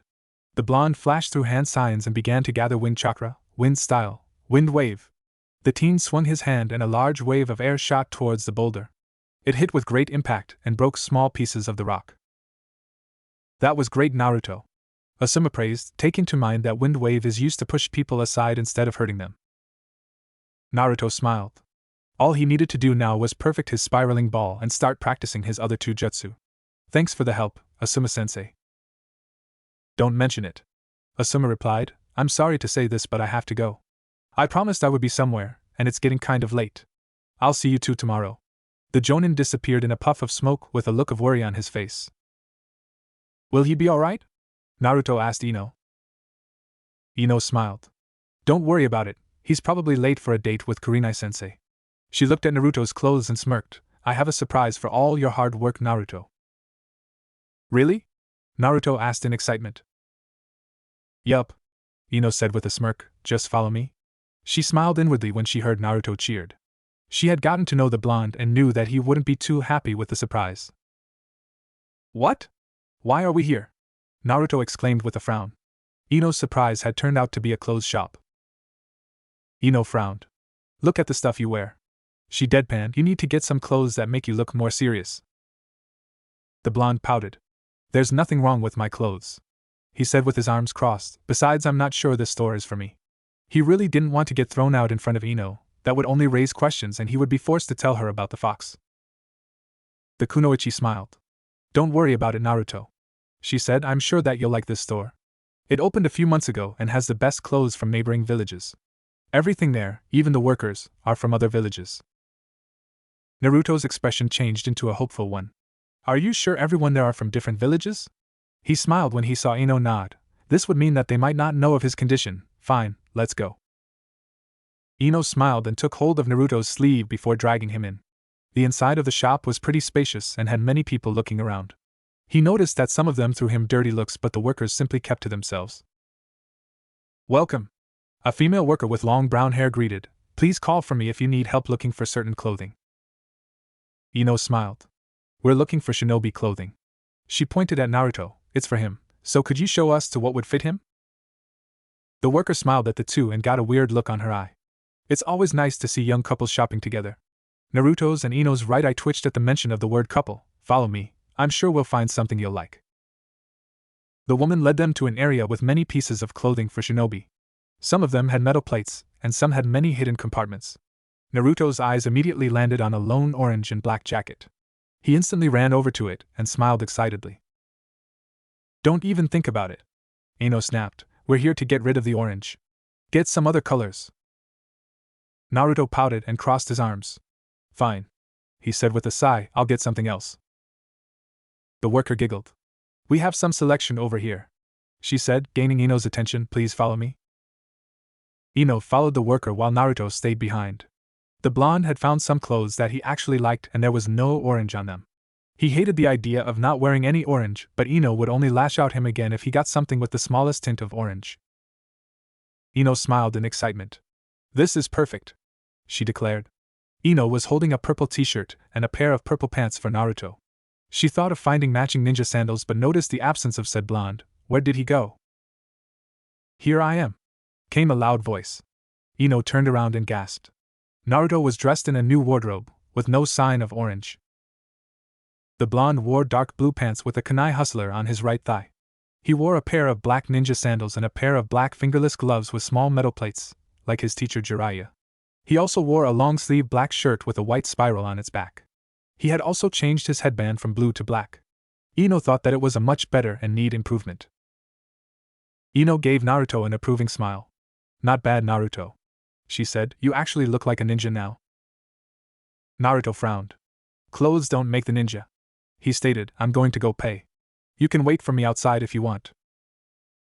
Ino nodded and went outside. Once there, she gave off a big sigh. It had been a very long day for her, and was glad that it would be over soon, since the sun was already setting. She had been glad to have spent the day with Naruto since she felt that she could be herself when she was with him. She would show her weak side and trust Naruto not to take advantage of it.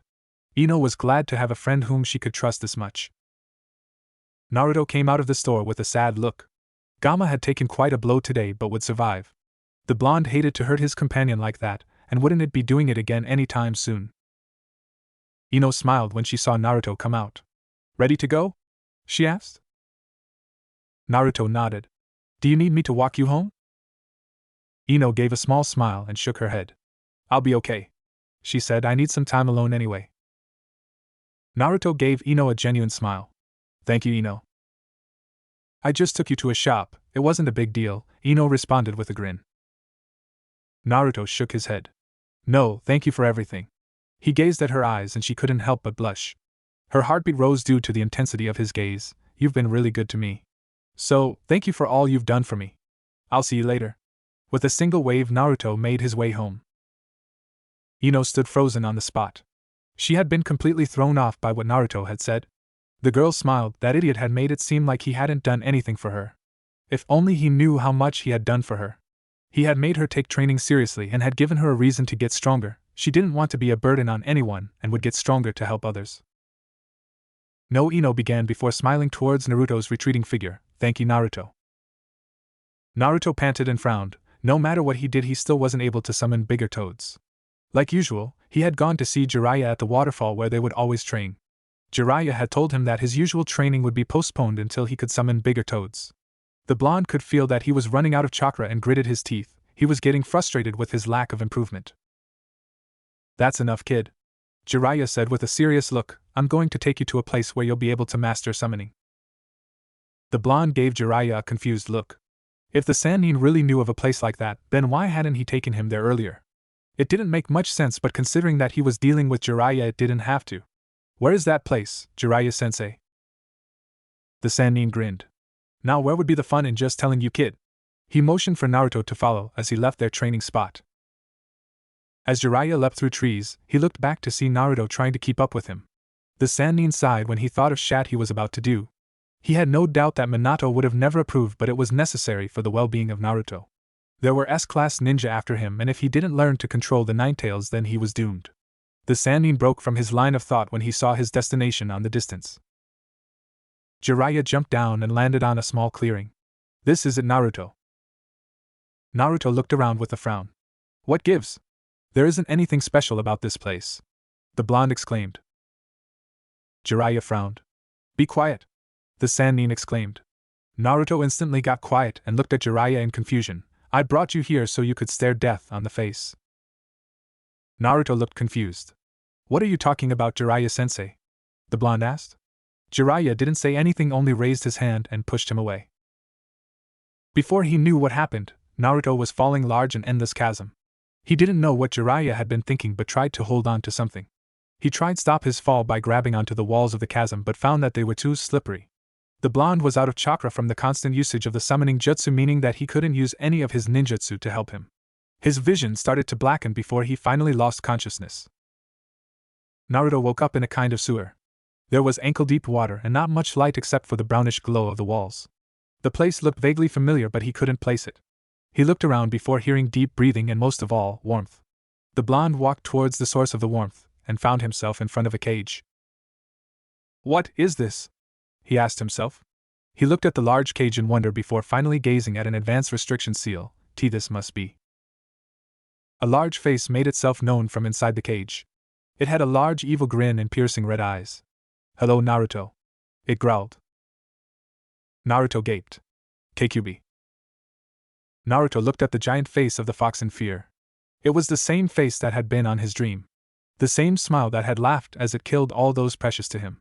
The blonde felt memories of the dream come back to him and gritted his teeth. Emotions from the dream came back, but the most dominant one was rage. The fox gave an evil smirk and growled. Come closer. The QB roared with rage. I'm going to rip you to shreds for keeping me here. Naruto trembled slightly at the demonic voice but stood his ground.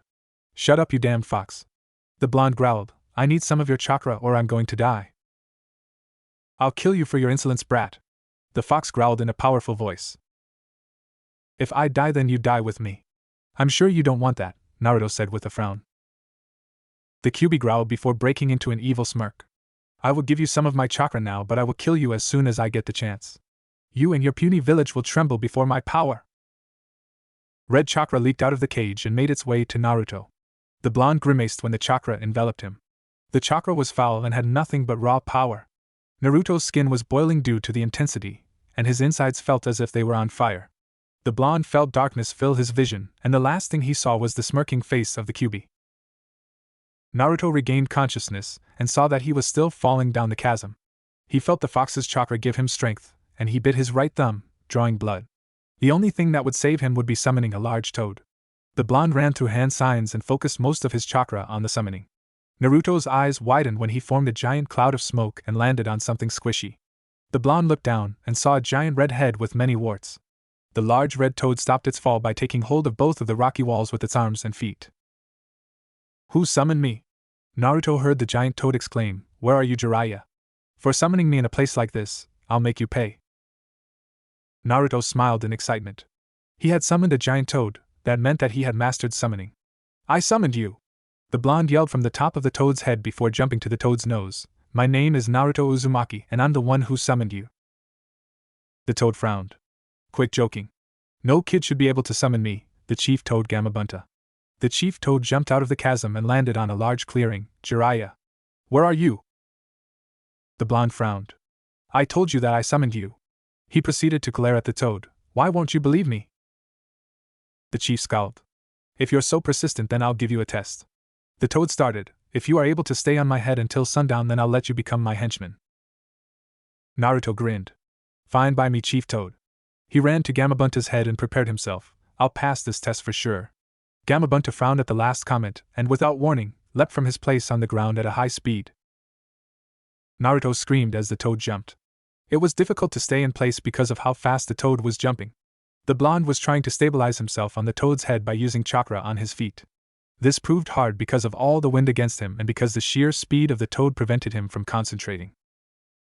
Jiraiya watched the blonde with a smirk. It hadn't been wise to anger Gamabunta, and he was paying for it. The Sannin knew that the chief would be angry at him but knew that he wouldn't mind when he told him who Naruto was. The Toad had made a promise to the fourth and would honor it on Toad's honor. Jiraiya chuckled when he saw that Naruto was about to fall, only to use his clones to save himself. The blonde proved to be a gun person to have around. The sun was setting and everything was peaceful around the Leaf Village, well except for the giant toad trying to shake a kid off its head. The toad soared through the skies as it jumped, before landing with a great tremor. Only Jiraiya was near the area since he was watching his student. Naruto was drenched in sweat, and had a small trail of blood under his mouth from the time where he slammed into the toad's head. The fox's chakra had disappeared hours ago, and Naruto had been forced to use the little chakra he had left. The blonde was so focused on staying on the toad's head that he had lost the sense of time long ago. He was only running on the will to beat the toad and nothing else. Gamabunta was growing impatient and mad. The blonde kid had been able to stay atop his head, and the sun was already going down.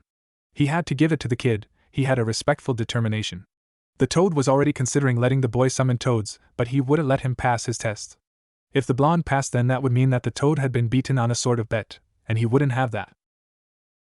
With one last powerful heap, the toad tried to shake the blonde off. Naruto hung on to a large wart with all his strength. He felt himself lose his grip until he was finally blown off the toad. The blonde gritted his teeth and gathered whatever chakra he had left. The toad smirked when he saw the blonde fall off his head. He had been victorious, but he would still let the kids summon toads since they were always impressed by determination. Naruto was much like Jiraiya on his will to never give up. Wind style, wind wave! Naruto yelled. He launched the attack on the opposite direction of the toad in order to try to get back to the toad's head. Gamabunta gave a look of disbelief. The boy would just not quit. Naruto launched towards him at a great speed with the setting sun behind him. A shadow was cast on Naruto's face so that only his blonde hair and blue eyes were visible. At that moment Gamabunta was reminded of his last summoner, other than Jiraiya, the fourth Hokage. I won't fail! Naruto yelled as he slammed, headfirst, to the toad's head. He stifled a cry at the pain on his head and watched as the sun disappeared on the horizon. The blonde smiled, he had passed the test, and finally blacked out. With no more strength, Naruto fell lifelessly from the toad's head. You have guts, kid, Gamabunta said as he stopped Naruto's falling by rapping him on his tongue. The toad set him on the ground. You can summon us toads whenever you need help. With that, the chief toad disappeared in a cloud of smoke. Jiraiya walked over to his fallen student and smiled proudly at him. Naruto had done a great job with nothing but will. The blonde was truly surprising, and the Sannin had no doubt that the blonde would surpass him one day. For some reason Jiraiya couldn't wait to get Naruto's training started. The blonde would go places and Jiraiya would be there to guide him. For now the blonde needed some medical attention and rest. The Sannin would have to leave town for a while, but he would be back by the time the Chunin exam finals were over. It had been 2 days since the test with Gamabunta and Naruto was still asleep. The hit he received on the head had fractured his skull, but, thanks to the Kyuubi's healing, his skull had been healed quickly. A few of Naruto's friends had heard about his state and had visited him. Ino had visited Naruto constantly, due to their close friendship. Much to Shikamaru's annoyance, Ino had been asking everyone if they knew what happened to the blonde and wouldn't stop asking whenever their team was training. Naruto stirred from his sleep. He opened his eyes but immediately closed them because of the brightness of the room. He didn't know where he was or how he had gotten there. The last thing he remembered was his test with the chief toad. Did I pass the test? He finally opened his eyes and saw white walls and curtains. He instantly knew that he was in the hospital and felt an itch on his head. Naruto tried to scratch his head but felt bandages around his head. It was then that he remembered everything. He had passed the test by slamming into the toad. Looks like you're finally awake, Naruto heard a voice say. He turned to the voice and found the lazy genius leaning on the wall with a basket filled with fruit on his hand. Shikamaru? Naruto said in confusion. He never really thought that Shikamaru would visit him. In fact, nobody, except for the third and Iruka, had ever visited him on a hospital. Shikamaru sighed. Good thing you're finally awake. Ino's been worried about you and she wouldn't stop bothering us with questions about you. Naruto looked confused. Why would she be worried about me? Shikamaru shook his head. You're really dumb sometimes. He gave Naruto a small grin. You're our friend and Ino's grown really close to you. Everyone who knows you're here has visited you at least once. I matter to a lot of people now. He thought with a smile, a real one this time. Enough of this sappy moment. Shikamaru said with a sigh. I brought some food to Choji, but he's not allowed to eat any of it. Do you want it? Naruto smiled. Sure, I'm pretty hungry. He got an evil smirk and chuckled. Why don't we eat this in front of Choji? You're on, Shikamaru said with a smirk of his own. The two left the room and walked over to Choji's but stopped when they felt killer intent. Naruto turned towards the source and saw that it was coming from one of the patient rooms. He gave a glance to Shikamaru, who nodded in assurance, and the two entered the room. Inside, they saw Gaara in front of Lee's bed. His sand was leaking from under him and making its way to Lee. Shikamaru stopped Gaara with his shadow possession jutsu while a Naruto clone moved Lee away from the sand. What do you think you're doing? Naruto exclaimed with a frown. Gaara glared at the two. I must prove my existence. He said in a cold voice, he hurt me and he must die. Shikamaru was panting lightly and sweat trickled down his face. He's too strong. I won't be able to hold him for long. Naruto grinned and prepared his spiraling wind ball jutsu. Don't worry, I'll knock him down if he does escape. Gaara got a psychotic look on his face. I can't be beaten. I have a demon sealed within me. Naruto and Shikamaru gasped. I was destined to kill ever since I was born. I proved my existence by killing anyone on my path.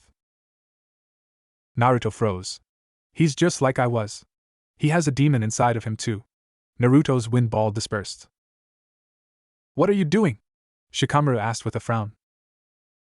Before Naruto could answer, a new person entered the room.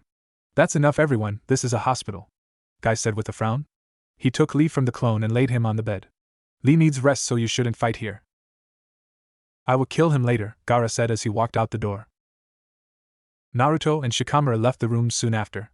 They didn't want to leave Lee alone but knew that Guy knew what was best for his student. Naruto was still shocked at the revelation of Gaara being like him. Unlike Naruto, Gaara didn't have anyone to acknowledge him. Naruto remembered how it felt to be completely alone and was scared to think about it. He couldn't believe how much pain he had taken and knew that if it weren't for the third and Iruka, then he would have been the same as Gaara. Man, that was way too troublesome. Shikamaru said with a sigh. What now? Naruto smiled. Despite himself, we still have to eat the fruit. Let's go. Where is that perv? Naruto muttered as he walked through the streets of Konoha. He had been looking for Jiraiya after being discharged from the hospital. The Sannin was nowhere to be found and Naruto was starting to think that Jiraiya wasn't even in the village anymore. With no more Jiraiya, then Naruto would need to train by himself or increase his training with Team 10. Naruto sighed. I'm done looking for the perv. He crossed his arms and frowned. From now on I'm training with Team 10. The blonde changed his direction and made his way to the Yamanaka flower shop. It was around 2 in the afternoon, so Naruto knew that Ino was currently working. Spending time with the girl had given Naruto time to know when she was free. The girl would work from 12 o'clock until 2:30. She would rest for half an hour before going training with her team until 7 o'clock. Naruto would usually walk her home and the two would take breaks from training on the weekends. Naruto found himself in front of the shop and smiled. He was always glad to see Ino since she had become one of his most precious people. For some reason he always found himself looking forward to see her, and whenever he wasn't with her, he found himself wishing that she was. The blonde entered the shop and saw Ino reading a magazine behind the counter. Naruto walked over to the counter and smiled. Hey Ino. The girl nodded without taking her eyes off the magazine. Naruto sighed. Ino would break away from the world whenever she was reading something interesting. Ino. Ino flinched at the loud voice and snapped her head towards the source. Naruto? She exclaimed with a surprised look. She smiled and gave the blonde a hug. How are you? Why were you in the hospital? Are you sure you're okay? Naruto found himself blushing at the close contact. Why yeah, he said with a nervous smile, I feel a lot better. Ino pulled away from Naruto and smiled. I'm glad, she said with a sweet smile before breaking into a frown. If you ever scare me like that again, there'll be consequences. Your whole head was wrapped in bandages. Naruto smiled apologetically. Don't worry, I'll be fine. He broke into a foxy grin. I still have to be Hokage, right? Ino smiled and shook her head. What are you doing here anyway? I came here to ask you something, he said with a smile. What is it? Ino asked with a confused look. Naruto grinned. Apparently, Jiraiya-sensei left town, so I was wondering if I could train more time with you guys. Ino couldn't help but smile. Of course. It's always fun to have you around. Asuma-sensei won't have a problem with it. I have a problem with this, Asuma said with a serious expression. Ino's face fell. What do you mean? She frowned and crossed her arms. I don't see anything wrong with Naruto training with us. Asuma sighed. If he trains with us all the time, then you two will get distracted. Asuma shook his head when he saw the two blondes give him an odd look. He guessed that they still hadn't noticed. Fine, he can train with us. Naruto and Ino cheered. Asuma couldn't help but smile. Though the two didn't know it, they had a deep bond. The two were alike in many ways, and Asuma was glad that they made each other happy. He was especially glad that Naruto had made Ino take her training seriously. Naruto, come here for a moment, Asuma said. Naruto walked over with a curious expression. I have a new exercise for you. Asuma took out a small knife and gave it to Naruto. That's one of the knives I use for battle. They can be infused with wind chakra to have a longer reach and enhanced power. He explained, I want you to infuse that knife with chakra, and if you surprise me, then I'll let you keep it. Naruto smiled in excitement. Don't worry, Asuma-sensei, I'll have this down in no time. The blonde went over to the nearby river and took off his shirt. What are you doing? Asuma asked in slight confusion. Naruto grinned. Jiraiya-sensei was teaching me how to dispel genjutsu, and taught me how to incorporate chakra into things. The blonde explained, if I'm right, all I have to do is use the same method to incorporate chakra into the knife, and then mold it like I did with the leaf and rock exercises. Asuma broke into a small grin. The blonde had gotten the concept down pretty easily. That's all there is to it, good luck. Ino smiled at her friend.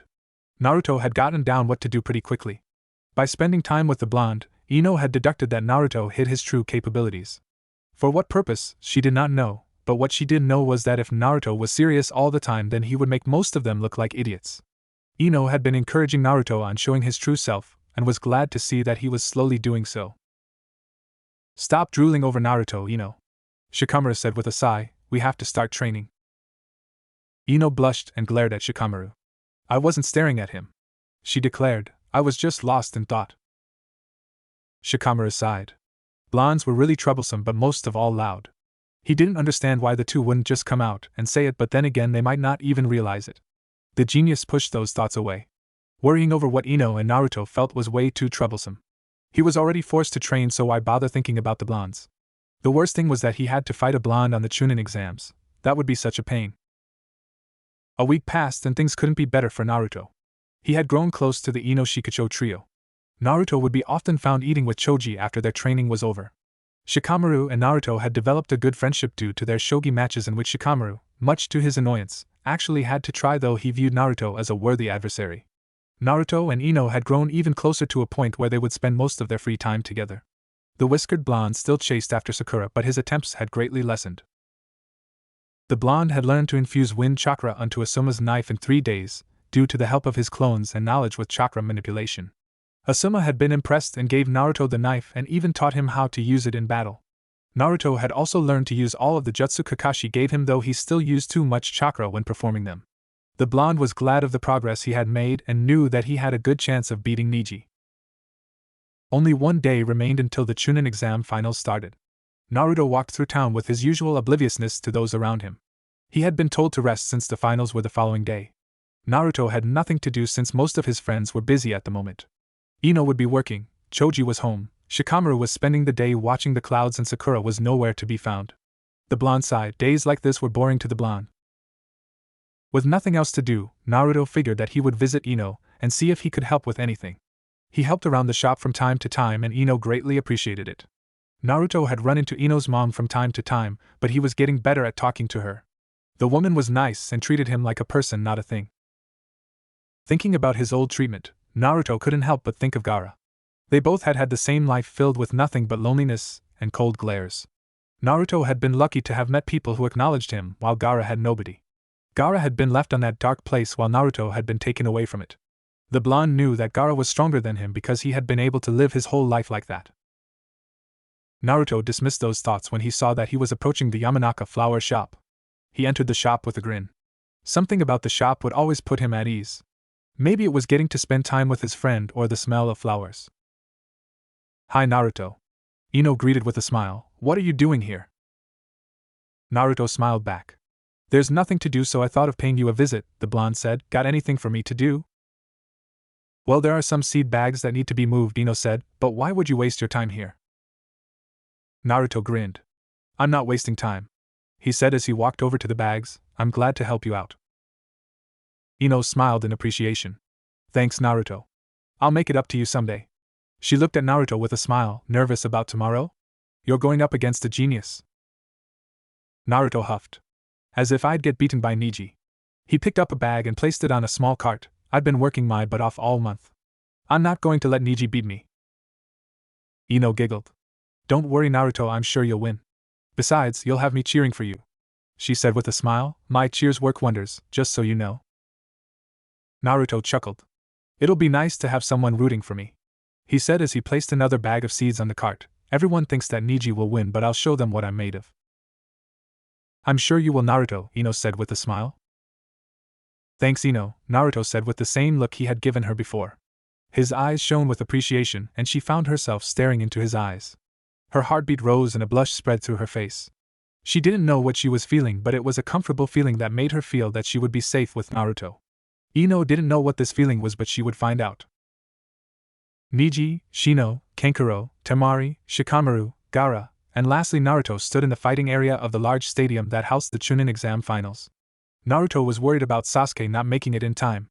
The proctor, Genma, had delayed the beginning of the finals a few minutes in order to give Sasuke more time, but the Uchiha still hadn't shown up. Genma was currently talking to the Hokage up on a balcony that overlooked the entire fight area.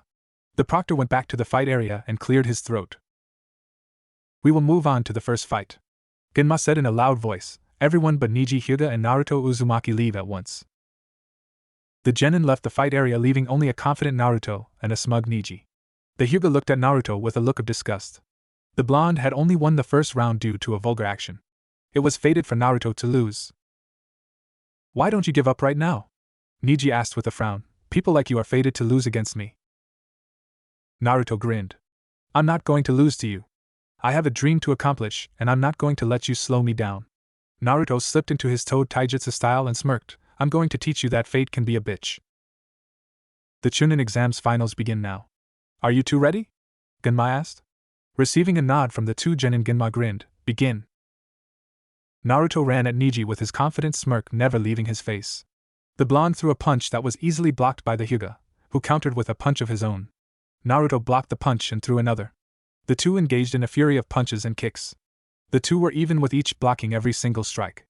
Most of the crowd was impressed with the blonde since he was trading blows with the Hyuga on equal level. Neji frowned. How is he able to match me in taijutsu? It is my fate to win, not his. The Hyuga thought as he and Naruto threw punches. The blonde threw a clumsy kick and Neji smirked. This was the opening he was waiting for. Neji threw an open palm at Naruto, but his eyes widened when he saw a smirk on Naruto's face. The blonde crouched under the kick before jumping slightly and delivering a headbutt to Neji's jaw. The Hyuga was knocked away and Naruto followed his attack with a punch that made contact with Neji's stomach. Neji was pushed away but managed to strike Naruto's left shoulder. The Hyuga jumped away from the blonde and glared. He couldn't believe that a no-name was able to match him in taijutsu. Naruto's style wasn't better, it was just too random to counter. The blonde would move around with a slight hop on his step and would use random attacks, like the headbutt. Naruto smirked. I thought you were stronger than that, he declared. Beating you will be a walk on the park. Fool, Neji said with a glare. I was the victor on our exchange of taijutsu. Just look at your hands. The blonde looked at his hands in confusion and saw small cuts all around them. What the hell? We Hyugas are able to use chakra with each strike, Neji said. We can also strike chakra points with the help of our Byakugan. So what? Naruto exclaimed with a frown. That doesn't mean that you'll win. We shall see about that, Neji said with a frown. Byakugan. Veins appeared around Neji's eye and his pupil became barely visible. Naruto ran at Neji again and threw a punch that was easily blocked. The blonde hopped to his right and threw another punch, but it was knocked away. Neji smirked and struck Naruto on the chest with great force. Naruto sailed through the air before falling on the ground with a hard thud. Now you see that it is impossible for you to win, Neji said. Fate has declared me the winner and no amount of determination will change that. Naruto spit out blood and slowly stood up while clutching his chest. You got one lucky punch on me, he said with a growl. I'll beat some sense into you and show you that fate can be changed. You're a fool, Uzumaki, Neji said with a frown. And damned proud of it, Naruto exclaimed as he ran at Neji. The blonde threw a punch, but it was easily blocked. Naruto didn't let up and threw punch after punch. Neji gritted his teeth. The blonde was awfully close to breaking through his defenses. He had to do something. 8 trigrams palm rotation, Neji yelled. Naruto's eyes widened as Neji started to spin and release chakra. Before Naruto knew what happened, he was struck almost everywhere on his body and was knocked away from Neji. The blonde landed on the ground and gritted his teeth in pain. "D-damn," Naruto gasped out as he tried to stand. "You are finished," Neji said. "Give up now?" Naruto smirked and stood up. "I still have a lot under my sleeve." The blonde spit out some blood before glaring at Neji. "This match just started. There's no way I'm giving up."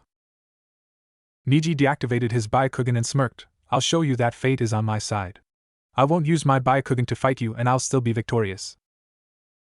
"I'll prove you wrong," Naruto said with a frown. Ino watched Naruto's match from the stands. She was sitting next to Sakura and Choji. In front of her sat Tenten, who had said that Naruto wouldn't be able to beat Neji. Ino had defended her friend, much to the surprise of Sakura, and had told them that Naruto would win. Choji had agreed with her while Sakura thought that Naruto didn't stand a chance. Ino was dressed on her ninja outfit since she told Naruto that she would show him how much she had improved after his matches were over. Ino had a worried look on her face. Naruto was getting pretty hurt, while Neji had only been hit twice. She still thought that Naruto could win but made a mental note to scold him for getting hurt. The kunoichi didn't like to see people hurt, which is why she mostly uses her mind attacks to restrict people. For some reason seeing Naruto hurt made her heart wrench. She wanted to keep him safe and hated to see him bloodied and bruised. Ino guessed that she felt this way since he was her friend and hoped that the match would end soon. "I told you that he was no match for Neji," Tenten started. "He's a Hyuga prodigy and is fighting a nobody. It's no surprise that the blonde is getting beaten." Ino fumed.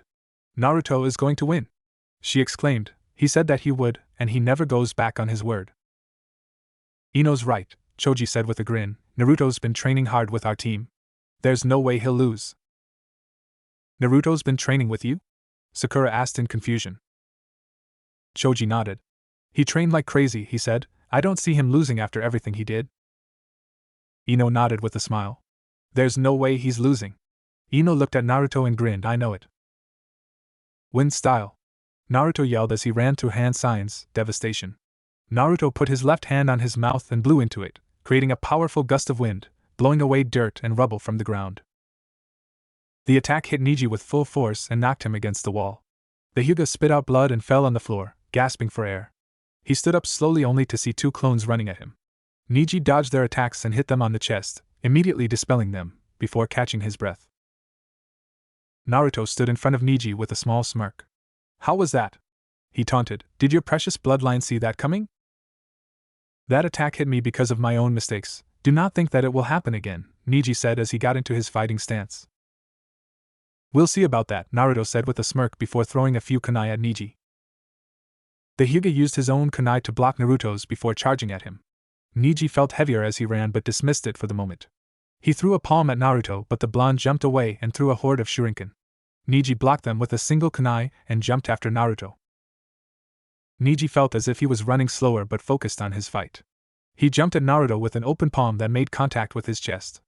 Neji smirked when he saw Naruto land painfully on the ground. He had hit a major chakra point, and he didn't think that the blonde would be getting up from it. He had been right, the Byakugan wasn't needed on this fight. Neji's eyes widened when he saw Naruto poof into a cloud of smoke. It was a clone. He activated his Byakugan and gasped. The ground was filled with hundreds of different chakra signatures, all belonging to Naruto. "Surprise!" Naruto yelled as he and hundreds of clones shot off of the ground. "Let's go!" Neji gritted his teeth when he saw all of the clones charging at him. 8 trigrams palm rotation. The clones were dispelled but their sheer number pushed against Neji's dome. The Hyuga feared that they would get past his ultimate defense when he saw more and more clones charging at him. The Hokage smiled. Naruto had improved a lot. The blonde had formulated a great plan and executed it perfectly. Naruto was learning how to be a great ninja and the third had no doubt that the blonde would get far. "Impressive boy," the Kazekage commented. "He's full of surprises."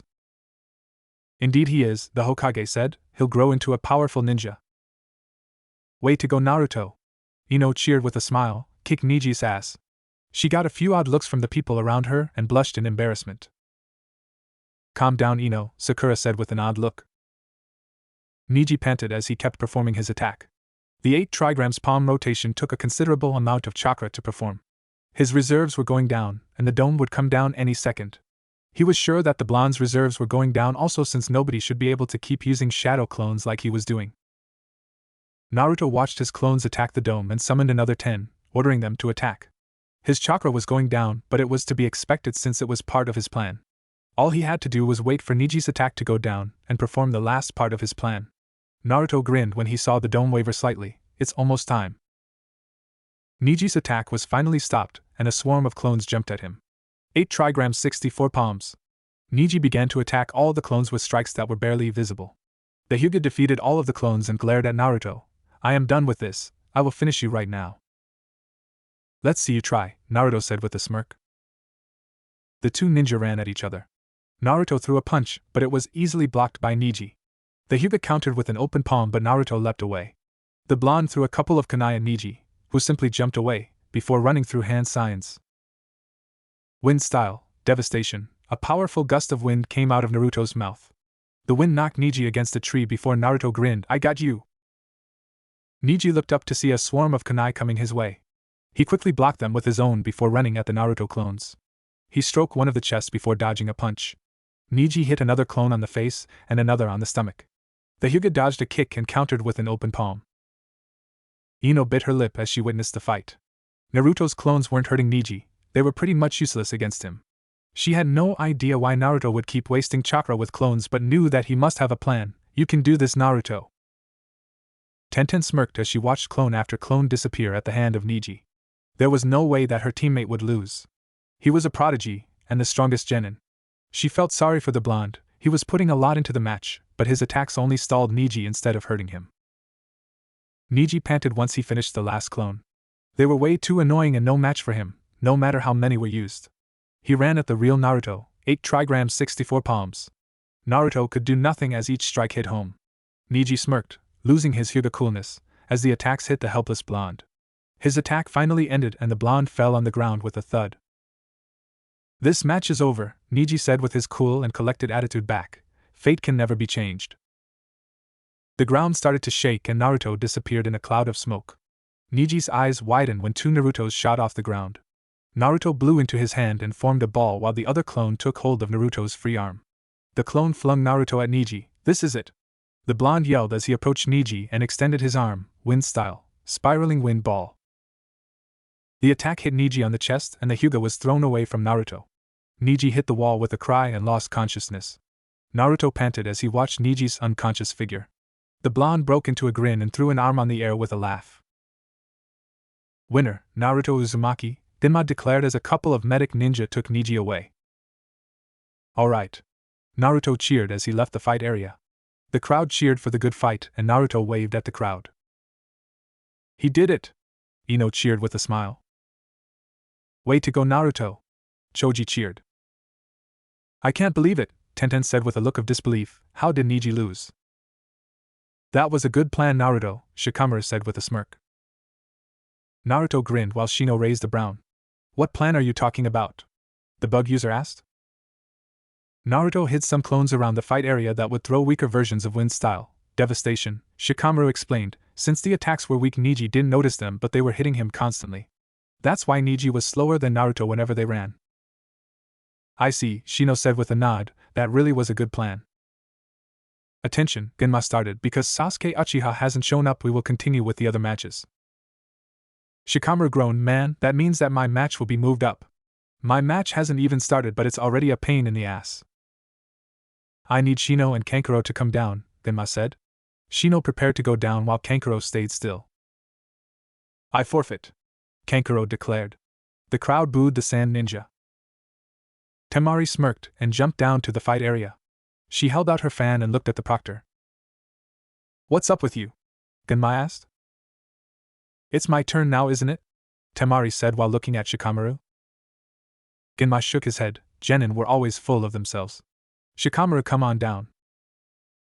This is complete crap, Shikamaru thought as he leaned on the railing. Why do I have to fight? Maybe I should just forfeit like that Kankuro guy. Naruto saw the lazy look on Shikamaru's face and grinned. He went behind the lazy genius and pushed him off the railing. Get out there, Shikamaru. Shikamaru landed on his back and groaned. Why does Naruto have to be so damn troublesome? I'd rather stare at the clouds than fight some girl. Temari glared at Shikamaru. The lazy idiot was just lying there and didn't appear to be interested in fighting her. The crowd started to boo Shikamaru while he just ignored everyone. Genma just sighed and shook his head. He couldn't believe Shikamaru's laziness. "That's it!" Temari exclaimed with a frown. "If you're not attacking, then I am." With that, Temari held up her fan and ran at Shikamaru. Man, Shikamaru thought, I knew blondes were troublesome the minute I met Naruto and Ino. I don't feel like doing anything, but I also don't feel like losing to a girl. Temari brought her fan down on Shikamaru but gasped when she saw that he wasn't there anymore. She looked around and found him leaning against a tree with his hands on his pockets. "If you're so hyped about fighting me, then let's get to it," Shikamaru said. He took out some kunai and threw them at the girl. Temari used her fan to blow the kunai away but frowned when she saw that Shikamaru had disappeared again. "Where the hell is he?" she muttered to herself. Asuma watched his student with a smirk. Kurenai was sitting next to him, and she had a look of worry on her face. While Asuma trusted in his student's abilities, Kurenai didn't know what to think of the lazy genius. She had heard that Shikamaru was lazy, but she never expected him to act like that in the middle of a match. "Don't worry, Kurenai," Asuma said. "Shikamaru might not look it, but he's a genius." Kurenai gave a confused look. "But I saw his test scores and they were almost as bad as Naruto's." Asuma shook his head. "Don't let those two fool you," he stared at his student with a smirk. "Shikamaru and Naruto are a lot smarter than they let on. Shikamaru didn't do well on his tests because he thought it was too troublesome to pick up his pencil to write, while Naruto cared more about being the center of attention than some test. Naruto just started to take his training seriously," Asuma continued. "He's been training with my team and his motivation made my students take their training seriously also. Choji was there from time to time, but he had to return to the hospital after a few hours." Kurenai looked at Shikamaru in a new light. "I see. Shikamaru treats his matches like a shogi game," Asuma explained. "He uses many different strategies to put his opponent in a position where giving up is the only way out. I've never been able to beat him in a game of shogi, and I know that he will win this using only his mind." Shikamaru was resting against a tree that was near the wall of the fight area. The place was shadowed so he would be able to have some peace. He thought of ways of defeating the blonde but groaned when he heard her swinging her fan around. That girl was way too troublesome. "I might as well get this over with," Shikamaru said to himself. "Damn him," Temari muttered as she swung her fan. She had been using wind jutsu around the fight area in order to get Shikamaru out of his hiding place. The kunoichi was about to swing her fan again but stopped when she saw a shadow approaching her. She jumped away and found Shikamaru standing on the shadows. "So you finally decided to come out?" Temari said while noticing that the shadow could not reach her past 10 meters. Shikamaru sighed. "It's a real pain in the ass, but I'll fight seriously." The team threw 2 kunai at the girl, who easily blew them away. Temari watched Shikamaru in confusion. Surely his plan wasn't throwing kunai around. Even someone like him should have a kind of plan.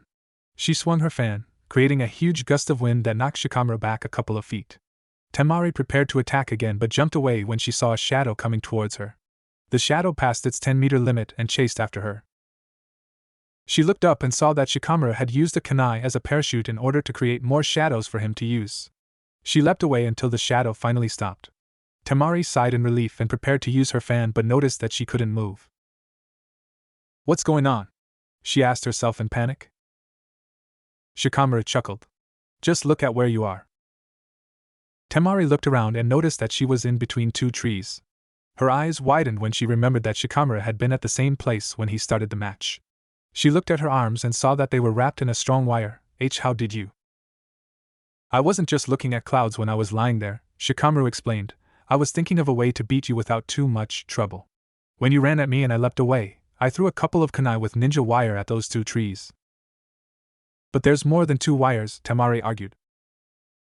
"Yes, but as the match progressed I put more wire," Shikamaru said as he pointed at the wire that were wrapped around her legs. "All those kunai that I threw and my shadow possession jutsu were just decoys while I set up the real trap." "Why you?" Temari said through gritted teeth as Shikamaru walked towards her with a kunai on hand. "Now," the teen said with a smirk as he put the kunai on Temari's throat, "checkmate." Genma grinned in approval. "Winner is Shikamaru Nara." The crowd cheered while Shikamaru calmly made his way back to the small balcony where the participants waited their turn. He had thought of giving up but decided against it when he remembered all the training his team and Naruto went through. Naruto had made him take his training a little more seriously, but it was still too troublesome, and not to mention that since Ino started to train harder, she had forced him to put more effort into it. Those annoying blondes would be the death of him. Way to go, Shikamaru! Ino cheered with a smile. Choji couldn't believe his eyes. His teammate had actually done a considerable amount of work and didn't give up. Choji honestly thought that Shikamaru would end up giving up or just pretending to be unconscious, but he had won. That was a great match, Sakura said with a smile.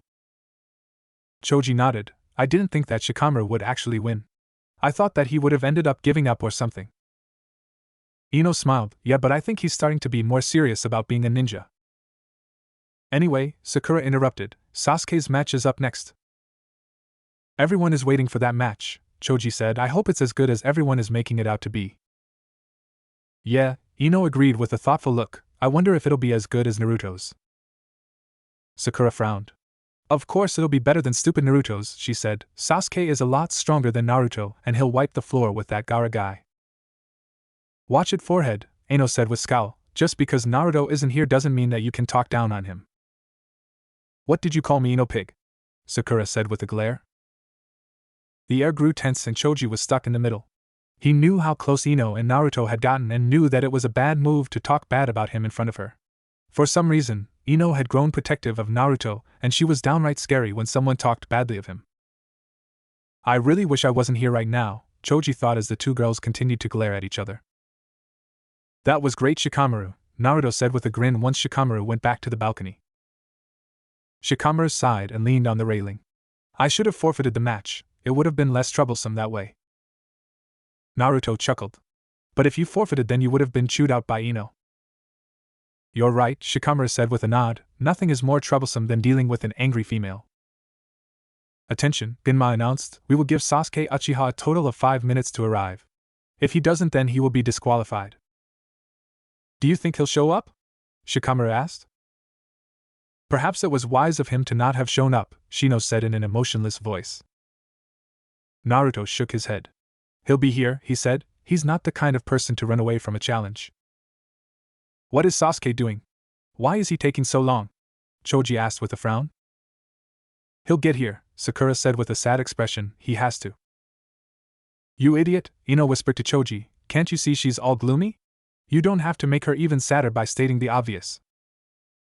Where is Sasuke? Asked Lee, who had just arrived, along with Guy, on a pair of crutches. Lee.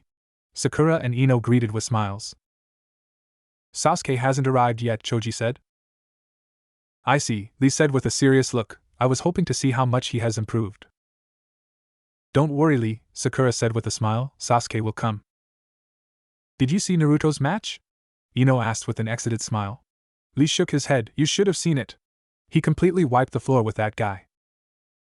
Choji's sweat dropped. It was actually a close match, but I shouldn't say anything. I don't want Ino mad at me, Choji thought as he dug into his last bag of chips. The 5 minutes have passed, Genma announced. Sasuke Uchiha is disqual. Genma was interrupted by a whirlwind next to him. When the whirlwind died down, Kakashi and Sasuke could be seen. Sasuke wore a black version of his normal clothes while Kakashi had a hand on his book and the other on his pocket. Hey there, Kakashi said. I hope we're not too late.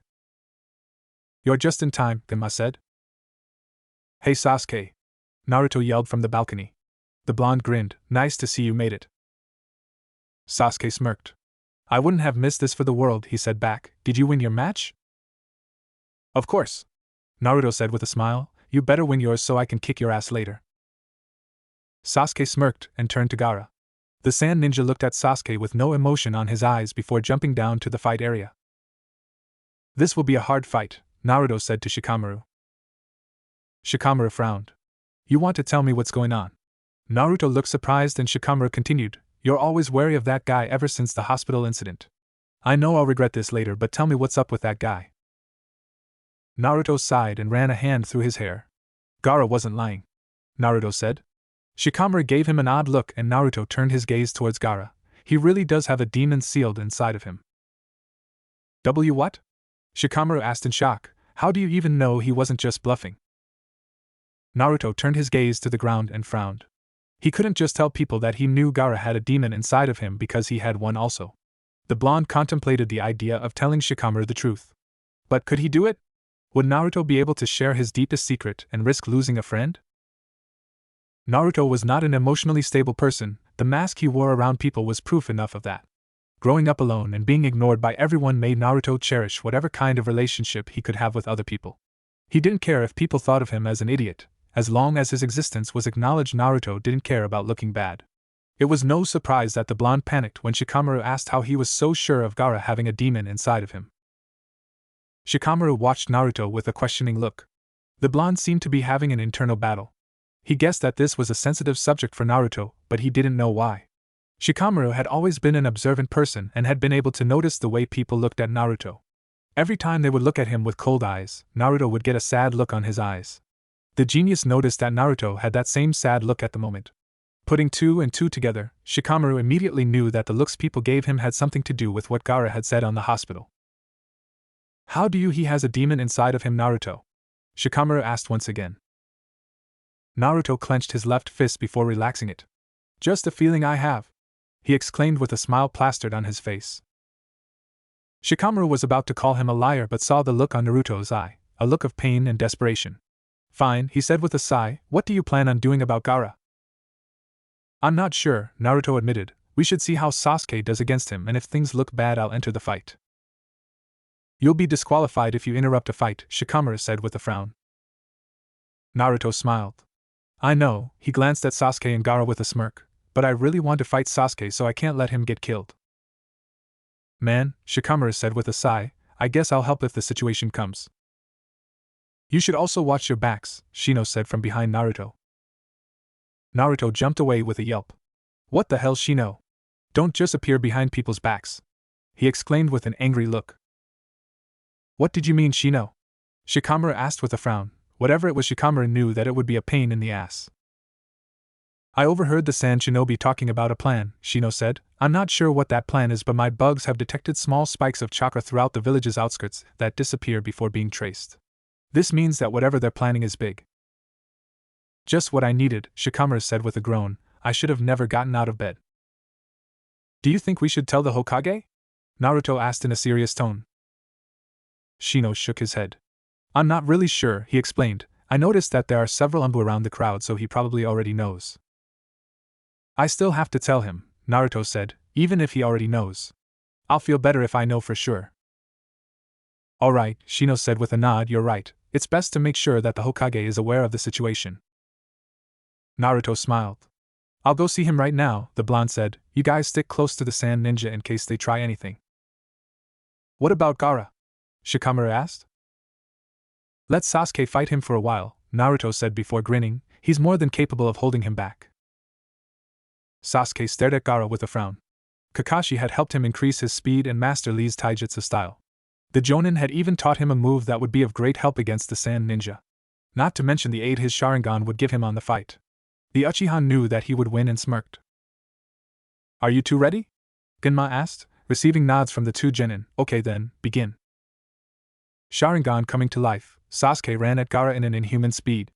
Gaara simply stood where he was and calmly unleashed his sand. Sasuke faked a punch, making Gaara use his sand to cover, and smirked. The Uchiha disappeared from sight, in an amazing show of speed, and appeared behind Gaara. The Sand Ninja used his sand to strike Sasuke, but the Sharingan saw the move coming. Sasuke leaned to the right, dodging the sand, and threw a punch that made contact with Gaara's jaw. The redhead sailed through the air before falling on the ground with a painful thud. Gaara stood up and glared at Sasuke. What's wrong? Is that all you got? Sasuke asked with a smirk. You're no match for me. I'll kill you, Gaara hissed. Let's see if it's not the other way around, Sasuke said as he ran at Gaara.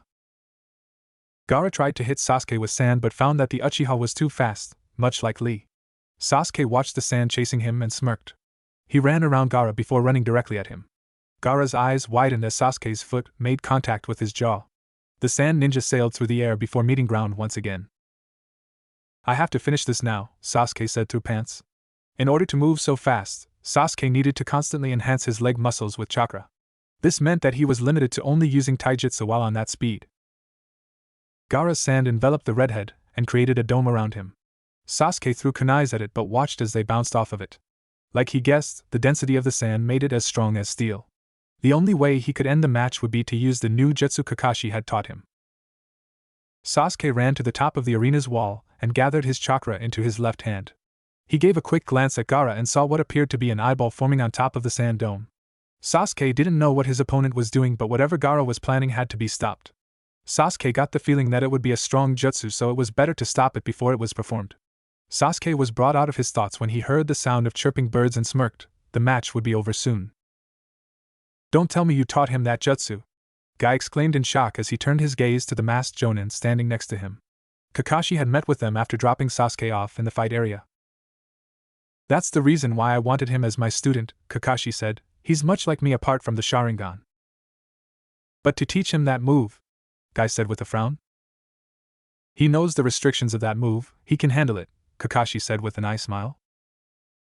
"It's ready," Sasuke thought with a smirk. Sasuke ran at Gaara with a yell. His attack would be able to get through the sand, there was no doubt. Sand shot out of the dome, but the Sharingan saw each move. Sasuke leaned to the left to dodge an oncoming shot of sand before spinning to the right to avoid a large wave of sand. The sand went back to Gaara, but it would be a few seconds before it could strike again, more than enough time for Sasuke. "Chidori!" Sasuke yelled as the attack pierced through the dome. "What is this?" Gaara thought from inside of the dome with a hand inside of his left shoulder. "What is this feeling, mother? It feels wet and hot, what is it?" A single droplet was heard and Gaara's eyes widened. "It's blood," he whispered, "blood. My blood." Gaara's scream was heard throughout the arena, scaring most of the crowd and even a few ninja. The dome of sand fell apart, and Gaara clutched his head in pain. The Uchiha knew that something was off by the look on Gaara's eyes, but knew that he would still win the match. Naruto ran through the hallways of the arena. He had to let the Hokage know that the Sand Ninja were planning to do something. The blonde refused to let any outsiders endanger the life of his friends. He exited the hallway and found himself only a few steps away from the Hokage's balcony. Naruto heard a scream and looked at the fight area where Gaara was seen clutching his head. The blonde knew that this wouldn't be the end of Gaara. Someone like him wouldn't go out so easily. Sasuke had done a good job, regardless, and he would jump in to help once he spoke to the Hokage. "I knew you could do it, Sasuke, just hang on," Naruto thought as he ran to the Hokage's balcony but noticed that there were feathers floating around him. "What is this?" "Gaara is hurt," Temari said with a look of disbelief. She noticed that many people were put to sleep and gave a nod to her brother. "It started. We have to get Gaara to his position." Kankuro nodded. "You're right," he said, "it would be bad to have him transform here." The two prepared to jump down to the fight area to get Gaara but found that they were unable to move. "Shadow possession success," Shikamaru said with a smirk. The two siblings growled at the shadow user. Before they could say anything, the two were knocked out by Shino. The bug user had devised a plan in case the two Sand siblings made a move, and it had gone perfectly. The two genin saw many ninja jump out of the stands and attack the Leaf Ninja. Soon, battles broke out all throughout the stands. The enemy ninja wore sand and sound headbands, meaning that it had been worse than what Shino had thought. "Looks like I was right," Shino said. "Hopefully Naruto made it to the Hokage." "Don't worry about him," Shikamaru said with a smirk, "he'll make it there. What we have to worry about is what our next move will be." "We should just attack the enemy ninja," Shino said. "It's not subtle, but it's the only thing we can do at this point." Shikamaru shook his head. "We have to plan our next move. It won't be smart to just charge in," he explained. "They must have an ace in the hole. I don't think that they just planned on attacking head-on. Frontal attacks are always used as distractions. All we have to do is find their secret weapon and take it down." "What is that secret weapon?" Shino asked. Shikamaru glanced at Gaara. "I think I know what it is." Gaara clutched his head in pain. His mother was angry at him for not doing a good job on killing the Uchiha. Her screams were loud and Gaara's tried to reason with her but to no avail. Only killing the Uchiha would make her stop screaming at him. "Calm down, Gaara," Baki yelled as he appeared next to Gaara. "You have to follow the mission." "Nobody will leave this spot," Genma said with a frown. "Damn," Baki growled. "Gaara, I want you to leave while I take care of this man." "Sasuke," Genma said with a serious look, "I want you to make Gaara leave the village. I have a feeling that they want to use him for something big." "What about my match?" Sasuke asked with a scowl. "The exams are cancelled," Genma answered. "Your village needs you now, so go." Sasuke growled but nodded. "Hey Gaara!" The Uchiha called out, "Let's finish our match somewhere else." Gaara hissed as he watched Sasuke leave the arena. He couldn't leave. His mother wanted the Uchiha's blood and she would have it. Gaara would make sure of that. If he killed the Uchiha, then his mother wouldn't be angry at him anymore, and she would stop hurting him. His existence would be proven with the death of the Uchiha. Get back here! Gaara yelled as he ran after Sasuke. Ino felt tired and didn't know why. She had been watching Sasuke's match, and it had been interesting. It wasn't as good as Naruto's in her opinion, but it was a good match nonetheless. Her eyelids felt heavy, and she made a note that maybe she was training too hard. She felt a hand on her shoulder, and her eyes snapped opened. You're on a genjutsu, Kakashi said with his hand on her shoulder. He took it off and placed a hand on Choji. Release. What? Choji muttered as he woke up. Listen up you two, Kakashi said, getting the attention of the two genin. Choji, I want you to stay here and keep the villagers safe. What are you talking about? Ino asked in slight fear. There's a battle going on, Kakashi explained. Ino and Choji looked around and noticed several ninja fighting with ninjas from the Sand and Sound villages. Ino, I want you to find Naruto and tell him to go help Sasuke out. Right, Ino said with a nod. Kakashi ran through hand signs and slammed his hands onto an unconscious man's back. Summoning jutsu, a small white dog with a Konoha headband as a collar appeared. I want you to look for a scent of sand moving away from the village. Got it, the dog said with a nod. Ino, I want you to tell Naruto to follow this dog, Kakashi instructed. It will take him to where Sasuke is. Go now. I'll find Naruto, Ino said with a nod as she and the dog left. Shikamaru! Sakura exclaimed when she entered the participants' balcony. What is it? Shikamaru asked before turning to the small dog next to Sakura. Whose dog is that? I'm not just a dog. My name is Pakin and I am a ninja dog, the dog said. There's no time for introductions, Sakura said in slight panic. Kakashi-sensei told me get you guys to go after Sasuke so you can help him out. How do we find them? Shino asked. Leave that to me, Pakin said with pride. I have his scent, so just follow me. Let's go, Shino said. Pakin, Shino and Sakura leapt out of the arena while Shikamaru groaned.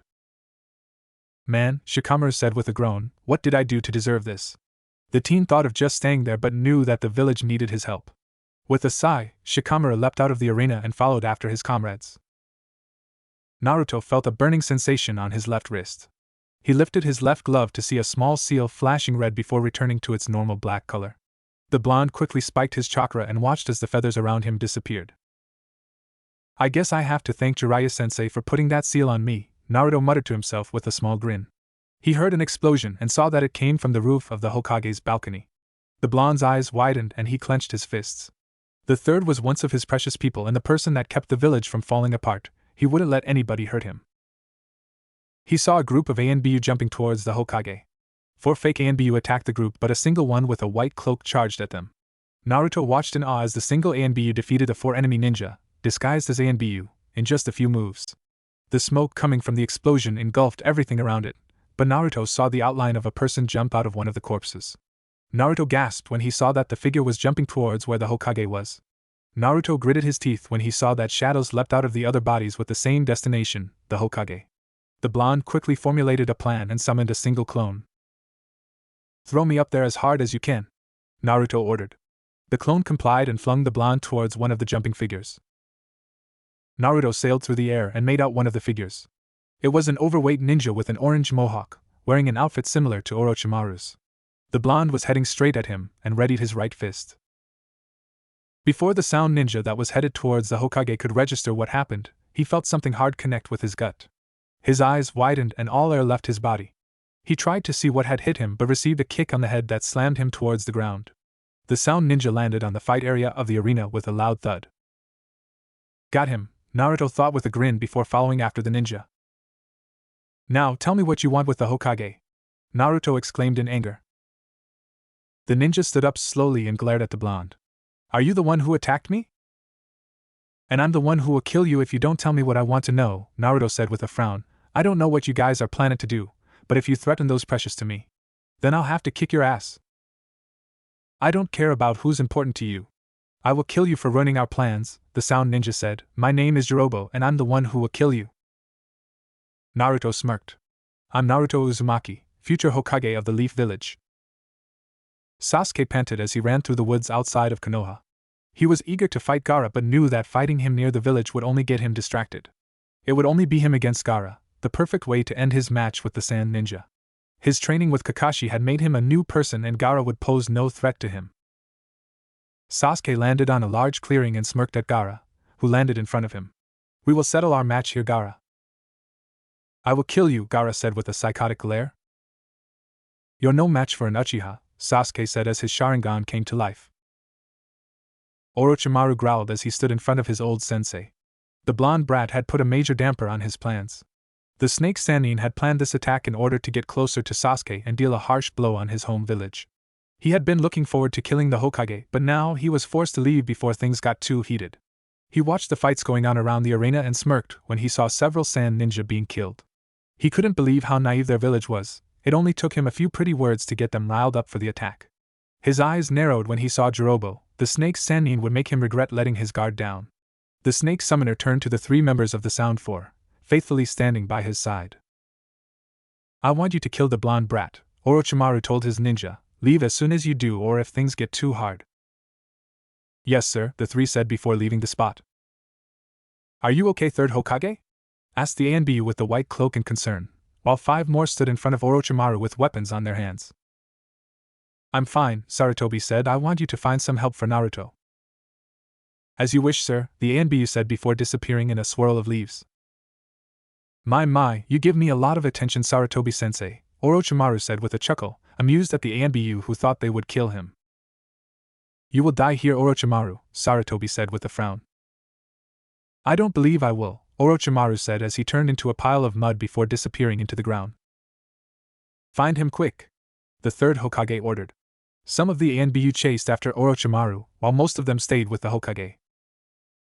"We need to take you to a safe place," an ANBU said. Sarutobi nodded. "Very well, there's not much I can do except be there to guide my people when this is over."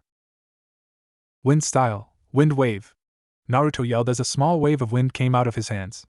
The attack is Jirobo dead on but did little to no damage, damn it. Naruto had been fighting Jirobo by keeping a safe distance between the two and using long-range attacks. His wind jutsu proved to be no match for Jirobo's large figure and earth jutsu. The sound ninja hadn't been able to land a hit on him, which Naruto was grateful for, since he had seen what Jirobo's punches could do.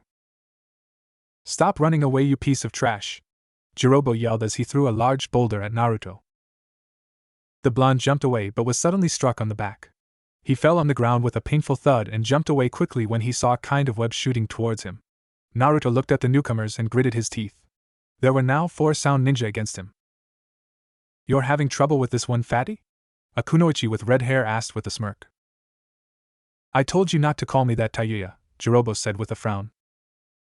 "It might not be Jirobo's fault. The kid ruined Master Orochimaru's plans and dodged an attack from Kidamaru," said a sound ninja with blue hair, "but dodging an attack from him isn't so hard anyway." "Watch it, Sakan," Kidamaru said with a snarl. Taiyuya smirked. "What are you going to do about it, shitstain? You're the weakest from the group next to fat ass." Wind style, devastation. Naruto blew a powerful gust out of his mouth. The attack hit home but only managed to knock Kidamaru against the wall while everyone else dodged, or in Jirobo's case, planted his feet on the ground. "You got some nerve, shithead," Taiyuya said with a hiss. "We will make sure your death is not pretty," said a head coming out of Sakan's back. "Let's have some fun with him first, Yukon," Sakan said with a twisted smile. "Wait, there are only 3 of them. Where did the other one go?" Naruto thought while looking around for the 4th member. "Here I am," Jirobo yelled from under the ground. The earth beneath Naruto's feet gave out, and he received a powerful punch on his jaw. The blonde sailed through the air before crashing into the arena's wall. Naruto fell to the ground and tried to stand but fell back down. His vision was blurry and everything seemed to spin. That Jirobo really packed a punch. He had been smart to stay away from him at first. Jirobo had been enough trouble as it was, but with the rest of the Sound Four joining in, things became a lot more difficult. "You damned piece of trash!" Kidamaru yelled as he stood up. He had a large gash on the left side of his face, and what appeared to be a broken nose. "I'll make you pay for catching me off guard." Kidamaru ran at him, blinded by rage, while Naruto stood up slowly. "Wind style," Naruto muttered as he went through 4 hand signs, "air bullets." The blonde put a hand around his mouth and shot out several balls of air. The attack struck Kidamaru on the chest, and one struck him on the head, knocking him unconscious. Naruto grinned when he saw the ninja go down. The sound ninja had underestimated him and paid for it, but he knew that the others wouldn't make the same mistake. The ground shook beneath Naruto, and his eyes widened. Forgot about him, Naruto thought as he jumped in order to avoid the attack. The blonde felt a foot connect with his head and cried in pain as he fell to the ground. He managed to regain his footing and landed safely on the ground, but when he did he was painfully reminded that Jirobo was still fighting. The blonde received a punch to the gut that sent him crashing against a tree. "You're not very good," Sasuke said with a chuckle.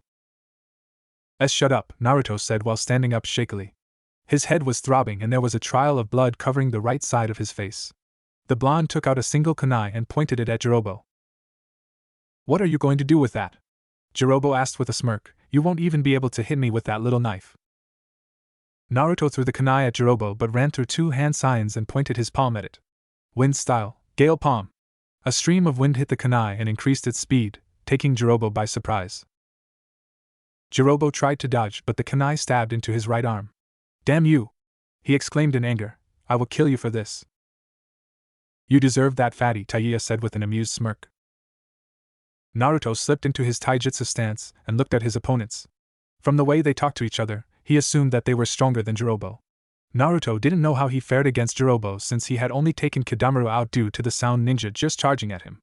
So far the Jiraiya girl hadn't done anything, but Naruto knew that she was strong since she didn't appear to be intimidated by her teammates. "Naruto!" the blonde heard from the stands. He turned to his right and saw Ino running towards him. "Looks like we have company," Sasuke said with a smirk. "Take care of her, Jirobo." Naruto's eyes widened and he saw Jirobo charge at Ino. The blonde immediately ran after him at a speed he didn't know he had. He watched as Jirobo raised his fist, and Ino's eyes widened in surprise. The sound ninja brought his fist down, but before it could make contact he received a powerful punch on his jaw. Jirobo sailed through the air before crashing against the arena's wall. "What are you doing here?" Naruto asked harshly with his hand aching slightly from the punch he delivered. "Don't talk to me like that," Ino snapped with a frown. "You can't be here, Ino. You'll get hurt," Naruto exclaimed in concern. Ino's eyes softened, and she gave a small smile. "I'm a ninja too, Naruto," she said. "I'm able to take care of myself. I've been training hard to do so." "But I can't let you get hurt," Naruto said with desperation on his eyes. "Naruto," Ino said with a sad smile, "remember what you told me when I asked why you trained so hard. You said that you wanted to get stronger so you would be able to help your friends and not be a burden." "Ino," Naruto said sadly. He knew that Ino felt like a burden and had been working hard in order to be considered important. Right now, he was making her feel like a burden. "Please, Naruto," Ino said in desperation, "let me help you. I'll show you that I can take care of myself." "Fine," Naruto said with a small grin. "I guess 3-2 are better odds." "Unfortunately you won't be fighting them," Kakashi said as he jumped in front of them. "Kakashi-sensei?" Naruto asked in confusion. "I'll be fighting these three," Kakashi said before turning to Ino. "I believe you had something to do." "Right," Ino said with a nod. "Naruto, we have to go help Sasuke with Gaara." "Sasuke's is still fighting him?" Naruto asked in disbelief. "He is. That ninja dog will take you to where they are," Kakashi explained. "This is an A-rank mission and you're in charge, Naruto. Remember to take care of your comrades and protect the village at all costs." "I got it, Kakashi-sensei," Naruto said before nodding at Ino. "Let's go," Ino said to the dog. The ninja dog nodded and leapt out of the arena with Naruto and Ino following. "Now," Kakashi said with an eye smile as he turned to the three sound ninja, "I'll finish what my student started." "Damn it," Jiraiya cursed with a snarl. The one-eyed Jonin would be a strong foe. He was Kakashi, a man who was said to have copied over 1,000 jutsu. Fighting someone like him would be suicide even if all of the Sound Four fought together. "We have no choice but to escape," Sasuke whispered to his two teammates. "Jirobo, you will carry Kidamaru while I buy us some time." The big sound ninja nodded in understanding while Sasuke got into a fighting stance. If he could get his brother inside of Kakashi, then their escape would be successful. He would need a distraction to get close. The Jonin wouldn't mind him being close since he doubted that Kakashi knew about his bloodline. Jiraiya would be useful in distracting the Jonin with her genjutsu, but Kakashi's Sharingan would see through it. Going into the Curse Seal level 2 was out of the question since Orochimaru had forbidden them from using it during the invasion. "Nice to see that you're communicating with your team," Kakashi said with an eye smile. "Why don't you stay on the village so you can teach my team a thing or two about teamwork?" "Damn. He's just messing with us," Sasuke thought with a frown. He glanced at his teammates. and saw that Jirobo was getting ready to sprint to Kadamaru's fallen form while Taiya stood near him. At least those two are in position. With a nod to his teammates, Sakan charged at Kakashi. The sound ninja tried to punch Kakashi, but the Jonin Dimply leaned to the right.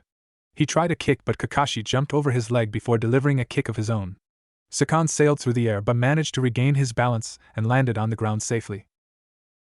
Jirobo slung Kadamaru's unconscious body over his shoulder and gave a firm nod to Taiya. The kunoichi smirked. They were ready. Sakan charged at Kakashi once more. The Jonin inwardly sighed. The sound ninja didn't know how to control their emotions. They were skilled, but letting emotions control their actions was a big disadvantage. The sound shinobi threw a punch that Kakashi caught easily. Sakan smirked before received a backhand to the face. He felt some teeth leave his mouth as he was knocked back by the strong strike. He was finally knocked against the ground but managed to smirk. Kakashi's eyes narrowed when he saw Sakan smirk. Something was off, but the Jonin didn't know what. He felt his hand twitch involuntarily before it reached into his kunai holster. The hand pulled out a kunai and put it to his neck. Sakan chuckled. "I got you," he said with an evil smirk. "My brother and I have a bloodline that lets us go inside other people's bodies and control them." "Your brother?" Kakashi asked in confusion. A head came out of Kakashi's shoulder and grinned. "Yes, a brother," Yukon said before running the kunai through Kakashi's neck. Gaara's sand shot at Sasuke from all directions. Sasuke used his enhanced speed to dodge the sand. Gaara glared as the sand continued chasing after the Uchiha. His mother would get the blood she wanted. Sasuke could run all he wanted, but his mother would quench her thirst in the end. Sasuke gritted his teeth as he rolled on the ground in order to avoid another shot of sand. Gaara was attacking from all directions and not giving him time to counter. If he wanted to hurt the sand ninja, then he had to drop his enhanced speed. Doing this would leave him vulnerable to attacks, but it would give him the power he needed to bring Gaara down. The Uchiha jumped up a tree before coming to a rest on a branch. He ran through hand signs and put a hand on his mouth. Fire style, fireball jutsu. A large ball of flame shot out of Sasuke's mouth. The fireball flew towards Gaara, but before the attack could hurt the redhead, a large wall created of sand appeared before him. The fireball clashed against the wall of sand before bursting and creating a large explosion. Sasuke shielded his eyes from the explosion. He didn't notice the stream of sand making its way towards him before it was too late. The sand gripped his foot and flung him towards a tree. Sasuke sailed through the air but regained his balance and used his feet to bounce off the tree. Gaara's eyes widened when he saw Sasuke flying towards him. Sasuke raised his fist and punched Gaara on the jaw. Gaara's skin cracked and he crashed against a tree. Sasuke panted from where he stood. There was no way that Gaara would be getting up after that. He allowed a small smirk to escape his face. He had been able to defeat Gaara. This proved that he was strong. Not strong enough to beat Itachi, but he was getting there. The Uchiha gasped when sand shot out of where Gaara had been. Gaara walked towards him, but his appearance had changed. His right arm was now covered in sand, as was half of his face. He had a crazy look on his eye and Sasuke couldn't help but shiver. Gaara was leaking out a killing intent even greater than Zabuza's. "You're dead, Uchiha," Gaara yelled in anger. "Are we almost there?" Sakura asked in slight panic. They stopped running. Pakken explained. "The two have probably begun to fight. We will reach them in a few minutes."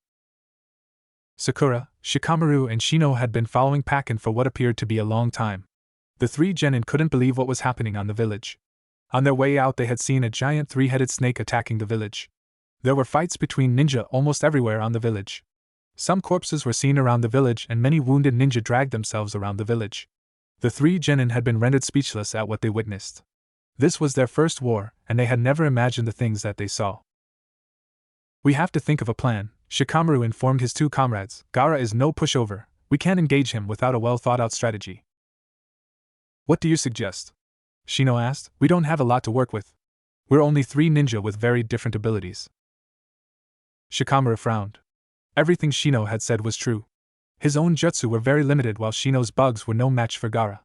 Sakura had no apparent skill and would only get on the way, so she was discarded from the battle. "Don't worry," Pakken said. "I smell one of the other summon hounds coming this way. I assume that Kakashi sent another team to join with us." Shikamaru smirked. He knew exactly who was coming.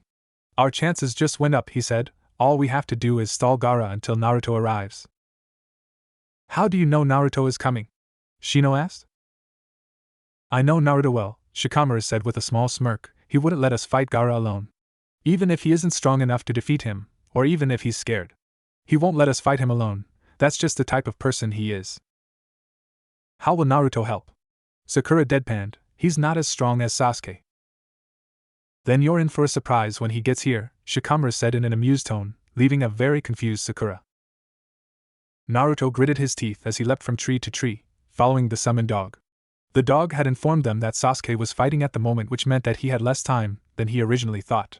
Even though he admitted that Sasuke was strong, Gaara was on an entirely different level. If Gaara had a demon inside of him too, then that meant that he could use its power. If Gaara's demon was anything like his own, then Sasuke would be in trouble. Ino gave a glance at Naruto and frowned. He had been looking worried ever since they left the village. He had paid no attention to the battles going around the village since he appeared to be deep in thought. She didn't know what was going on in his head, but she knew that he was troubled by it. If Sasuke was fighting Gaara with Shikamaru and Shino only a few minutes away, why was he getting so worked up? There was no way Gaara could defeat the three of them. Naruto was hiding something and she would find out what it was. Sasuke panted as he sat against a tree. Ever since Gaara transformed into a kind of half-demon, his skills and sand control had gone through the roof. Sasuke had been forced to retreat, and had been running away from Gaara while thinking of what to do. Fire jutsu would only be a waste of chakra since Gaara's sand would only block them. That only left the Chidori, but he would need time to charge it up. Sasuke's eyes widened when he saw grains of sand on the corner of the tree. He quickly jumped away and watched as the tree was engulfed with sand. Gaara stood where the tree had been and gave an evil smirk.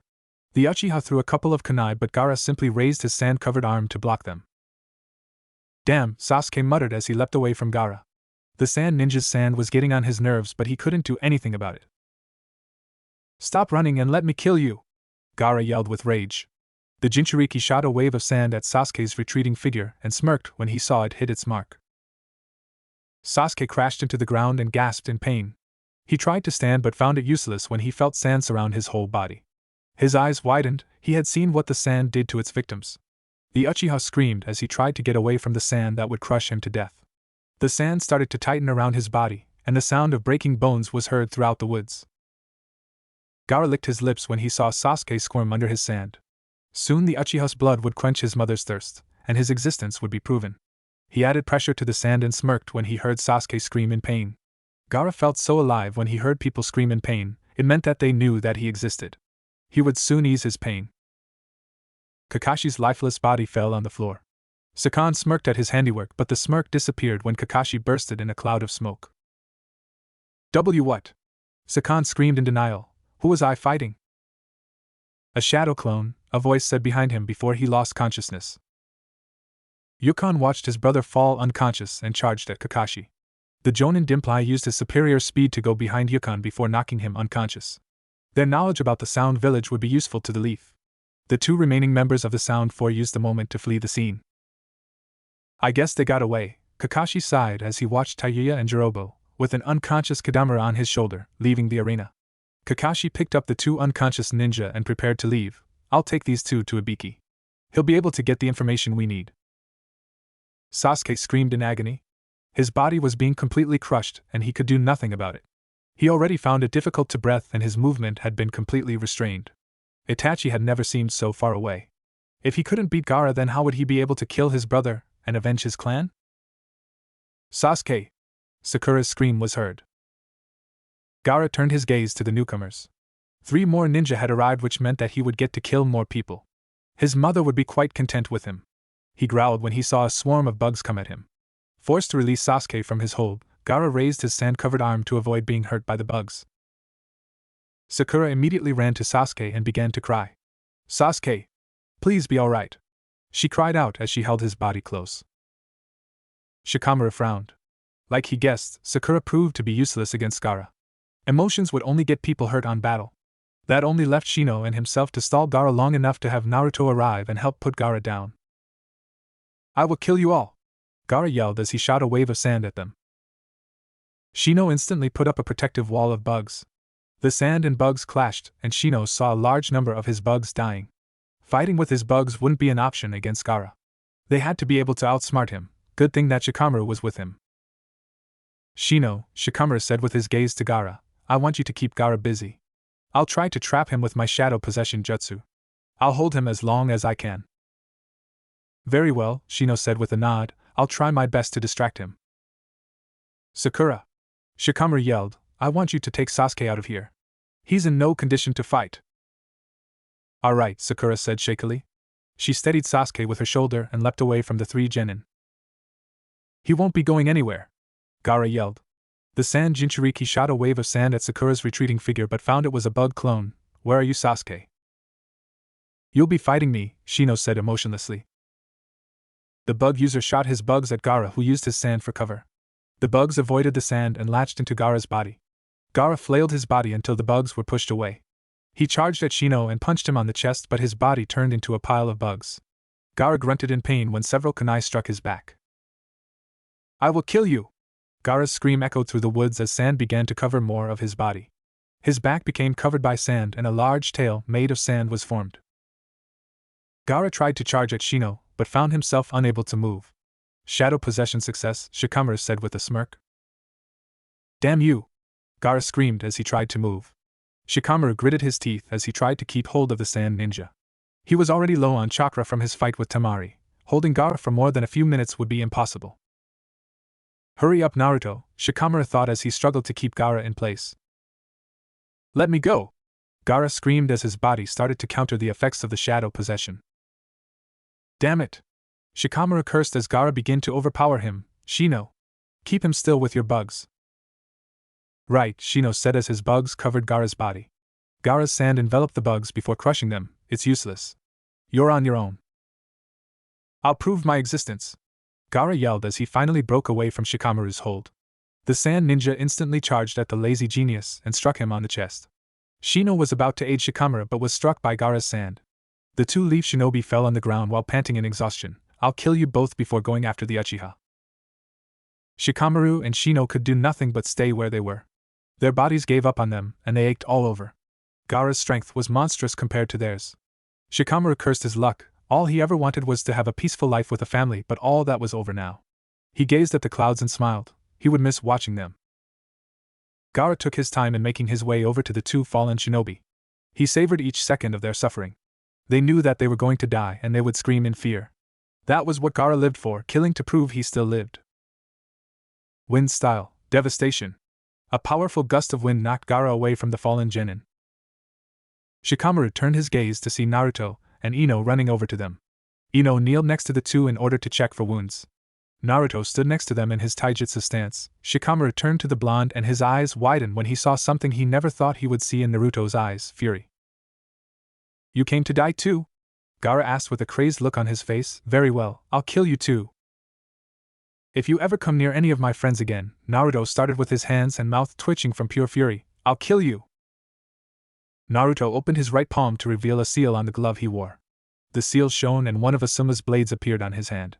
The blonde ran at Gaara at full speed. The sand ninja shot a stream of sand but Naruto easily jumped over it. He proceeded to create a clone that flung him towards Gaara. Before the sand Jinchuriki knew what happened, his sand arm had been cut off by Naruto's blade.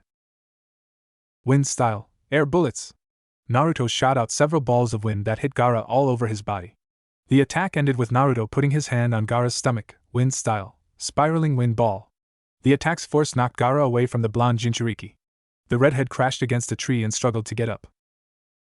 And Naruto? Shino asked himself in disbelief.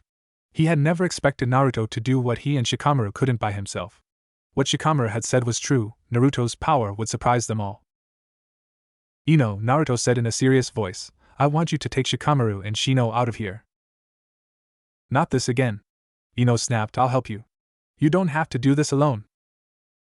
Fine, Naruto answered, but when it gets too dangerous, I want you three away from here. Ino couldn't answer as a wave of sand shot off towards Naruto. The blonde rolled to the right and his eyes widened when he saw the sand rip a tree from its roots. Gaara was now almost completely covered in sand with his right arm restored. Gaara charged at Naruto with a scream. The blonde tried to jump away but was struck by a wave of sand. The blonde sailed through the air before spinning and landing on the ground with a light thud. Water style, liquid bullets. Ino yelled as she put a hand on her mouth and shot out several water balls. The water balls struck Gaara, making him wince slightly. Gaara turned to Ino but as soon as he did, he received a large wound on his back, courtesy of Naruto's blade. Gaara growled before shooting sand at the annoying blondes. Naruto rolled away from the attack while creating a shadow clone. Ino wasn't fast enough to dodge, but the Naruto clone used a substitution jutsu on her, making it take the hit and dispel afterwards. Naruto gazed at Ino and gave her a firm nod. Ino responded with a confident grin and a nod of her own, showing she understood. Since they trained together with Asuma, they had learned a few combination attacks. It turned out that the two could cover each other's weaknesses pretty well. Water/wind style, bullet barrage. The two yelled as they ran through hand signs and put a hand to their mouths. The two blondes shot out several air and water balls at Gaara. The sand Jinchuriki used sand to cover the attack, but the water from Ino's liquid bullets brought his defenses down. The air and liquid bullets broke through the sand barrier and struck Gaara all throughout his body. The attack ended with two strong air and liquid bullets hitting the redhead and knocking him back several feet. Naruto panted as he watched Gaara fall on the ground. "How are you on chakra, Ino?" he asked. "I have used about half of my reserves." "I think I have enough chakra for one more attack," Ino admitted while panting heavily. "Why don't I go inside of his mind and control him, while you deliver the final blow?" "No!" Naruto yelled, almost immediately. "Don't even think of doing that." "Why not?" Ino asked in confusion. "Because he has a demon inside of him," Shikamaru said while sitting against a tree. "Isn't that right, Naruto?" "What are you talking about?" "That's impossible," Ino said with a shocked expression. "I didn't remember until now," Shikamaru began, "but many of the tailed demons would be sealed within humans on times of war. This was to gain an upper hand when it came to power." "Why, you're serious?" Ino asked in disbelief. Shikamaru nodded. "It's true." He turned to Naruto. "You knew he wasn't lying when he admitted that he had a demon within him because you've heard of this subject before, right?" Naruto stood quietly before turning to Shikamaru with a smile. "Right," he said. "I think that it was one of those classes where I actually paid attention." "Is Gaara defeated?" Shino asked after a moment of silence. "No," Naruto said with a frown. "It was way too easy. I know that he'll get up soon." "What should we do?" Shino asked with slight alarm heard on his voice. "All of you have to leave," Naruto said in a serious tone. "I'm not leaving, Naruto!" Ino exclaimed with a frown. "You're almost out of chakra, Ino," Naruto said with a sad look. "Please leave. I couldn't live with myself if I knew I got you hurt." Ino was about to protest but saw the look on Naruto's eyes. It was a look of desperation mixed with nothing but concern, all directed to her. She couldn't help but blush slightly knowing that Naruto really cared for her. "Fine," she said with a sad smile, "I'll leave with these two. But please, I want you to come back to the village safely, and if you don't then you'll have to make it up to me." "Fine," Naruto said with a small smile, "I promise I'll kick this guy's ass." Ino couldn't help but laugh slightly before helping Shikamaru and Shino up. The D began to leave the scene with Ino throwing a last glance at Naruto. "I know you'll beat him," she thought with a smile. "You're the future Hokage after all." Naruto watched his friends leave with a grin before turning to where Gaara had been thrown. Soon enough, the sand ninja stood back up with a look of anger on his face. Naruto slipped into his taijutsu stance and infused chakra onto his blade. The blonde ran at Gaara, who used his sand to attack him. Not having a lot of energy left, Naruto was hit and thrown back. Using the ground as a spring, Naruto leapt at Gaara. The sand ninja used his sand arm to cover the attack. The blonde punched the arm before using his blade to cut through it. As soon as the arm fell on the ground, another one began to reform. Before it formed completely, Naruto kicked Gaara on the face. The redhead flinched and felt a fist connect with his stomach. Gaara raised his fist to attack, but Naruto hopped to the right and delivered a kick to his stomach. Naruto followed with an elbow to Gaara's chest and a kick to the face. Gaara recovered from the kick and punched Naruto away with his newly formed right arm. The blonde landed on the ground with a hard thud but stood up immediately. "Shadow Clone Jutsu!" he yelled as 3 clones appeared beside him. The 3 charged at Gaara and began to attack. Gaara wasn't able to strike back since they wouldn't stop their attacks. One of the clones' stance fell and Gaara took the opportunity. He punched the first clone, while blocking a kick with his sand arm. He shot a stream of sand at the last 2 clones and looked for the original. He hissed when he felt something dig into his tail. He turned around to see Naruto trying to jump away, but before he could get away, Gaara managed to punch him with his sand arm. Naruto sailed through the air and smirked. "Got you," he said as he crashed to the ground. Gaara heard the sound of something burning before the kunai that had been stabbed into his tail exploded. The redhead screamed in pain, since the tail was the only vulnerable place on his body. He was blown away before crashing against a tree, head first. Gaara was instantly knocked unconscious. Naruto stood up shakily and glanced at Gaara's unconscious form. He smirked. He might be bleeding all over the place, have broken bones, internal bleeding, but at least he managed to win. Sand shot out of Gaara's body and began to cover him. Naruto gasped when he felt demonic chakra around the area. Gaara's demon was taking over. The sand formed a giant raccoon made of sand with a single tail. I'm finally out. Shikaku cheered, no more stupid kid holding me back. Damn, Naruto said with a weary look on his face. I only have to take care of one thing first. The one-tailed demon turned towards Naruto and gave an evil smirk. I'll kill you to quench my thirst. What the hell do I do? Naruto asked himself through gritted teeth. A million thoughts raced through Naruto's head as Shikaku's giant claws descended upon him, with the most prominent one being, fuck. The blonde replaced himself with a log, before putting some distance between himself and the giant demon. He had no idea what to do. He was almost out of chakra, so wind jutsu would only be a waste of since it wouldn't hurt something that big. Summoning was very tempting, but he wasn't able to summon Gamabunta without the fox's chakra. Where are you? Naruto heard Shikaku yell. The blonde sat against a tree, hidden from the demon's view, and began to brainstorm ways of beating it without the aid of the Kyuubi. Shadow clones might be able to slow down the one-tailed demon, but they required a lot of chakra, something he couldn't waste at the moment. His improved Uzumaki barrage was out of the question since, again, he didn't have enough chakra. Summoning the chief toad seemed to be the only option he had left. With much hesitation, Naruto closed his eyes and focused his attention on finding the Kyuubi's chakra. It took a few seconds, but he found the vile chakra and began to draw from it. The blonde hated every minute of it. He hated needing the help of a demon, he hated the burning of his skin whenever he used the fox's chakra, and most of all, he couldn't stand the amount of hatred that came with the vile chakra. Even though he was still conscious of the things he did, under the influence of the fox's chakra, he would feel a large amount of hate towards anyone that looked his way. He would grow more aggressive and lust for blood. The blonde's appearance began to change. His fangs grew in size until they stuck out of his mouth, his cheek marks darkened, and his hair became spikier. Naruto felt his hatred towards everything and everyone grow. Repressed emotions from his childhood flared and a growl escaped his mouth. Those damned fools had treated him like dirt, they should pay. He would kill them. The blonde Jinchuriki opened his eyes to reveal piercing red eyes with black slits. With the little amount of reason Naruto had, he tried to calm himself. He had forgiven the villagers since they were only scared and had lost a lot of things to the fox. He had grown to love the village, it was his home. All of his friends lived there, and he would protect them at all costs. The people who took away some of the pain and saved him from that dark and lonely place. Naruto felt some of the hate leave and focused his attention on defeating the large demon. Naruto bit his thumb and ran through hand signs before slamming his hands on the branch he had been standing on. Summoning jutsu. A giant cloud of smoke appeared in the middle of the forest, gaining Shikaku's attention. There was a loud sound of crashing trees before the smoke began to disappear. Standing on the forest, facing Shikaku, was the chief toad Gamabunta with his summoner, Naruto, on its head. Why have you summoned me, kid? Gamabunta asked in annoyance. He had been in the middle of a meal. Naruto pointed at Shikaku.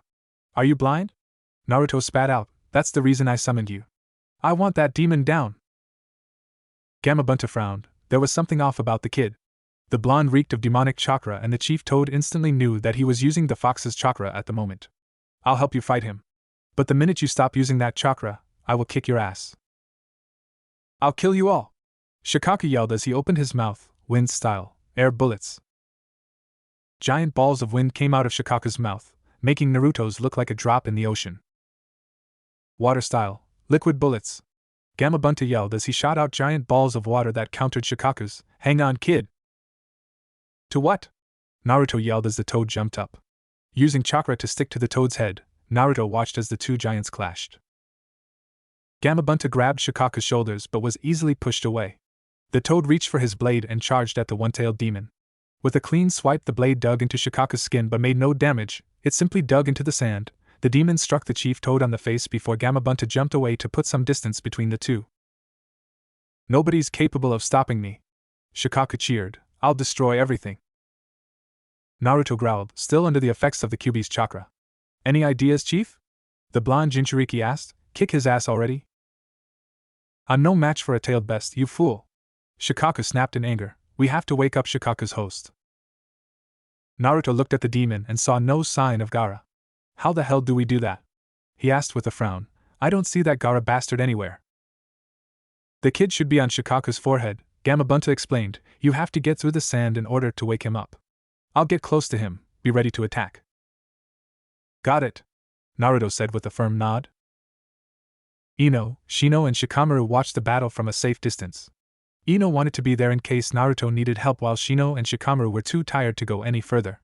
Gaara was winning by the looks of things, but the giant toad wasn't so far behind. Shikamaru thought that they were about even, but the giant raccoon had the upper hand since the toad's blades couldn't cut through the sand. It's going to be a long fight, Shino said. Shikamaru nodded. I just hope Naruto makes it out alive, he said with a sigh, that Gaara is way past Genin level. Don't say things like that. Ino snapped. Naruto will come back safely, he promised. Get ready, kid, Gamabunta said as he charged at Shikaku. The chief toad took hold of its sides and held him in a tight grip. Go wake him up. Naruto jumped off Gamabunta's head and onto Shikaku's. Wind style, Naruto began to run through hand seals before bringing a hand to his mouth. Devastation. A powerful gust of air came out of Naruto's mouth and blew part of the sand on Shikaku's head away, revealing Gaara's unconscious form. Wake up, you bastard! The blonde yelled as he raised his fist, ready to punch Gaara awake. Shikaku's eyes widened. I won't go back in. The one-tailed demon began to thrash about, breaking Gamabunta's hold on him. Get the hell off. It began to shake its head rapidly, enraged at the brat that was trying to put him back on that damned prison. Naruto tried to hold on by using his chakra to stick to the head but found it incredibly hard. With one last shake of its head, Naruto was thrown off the Shikaku and fell towards the ground at an incredible pace. The blonde saw the oncoming ground and closed his eyes. It would hurt. He felt something wrap around his waist, and his fall stopped. I got you, kid, Gamabunta said with his tongue wrapped around Naruto. I'll kill you both, Shikaku yelled. It opened its mouth, and small bubbles started to form around it. There were small blue bubbles mixed with black bubbles. The small bubbles simply floated around until they began to move towards Shikaku's mouth. The bubbles began to merge and started to create a large black sphere.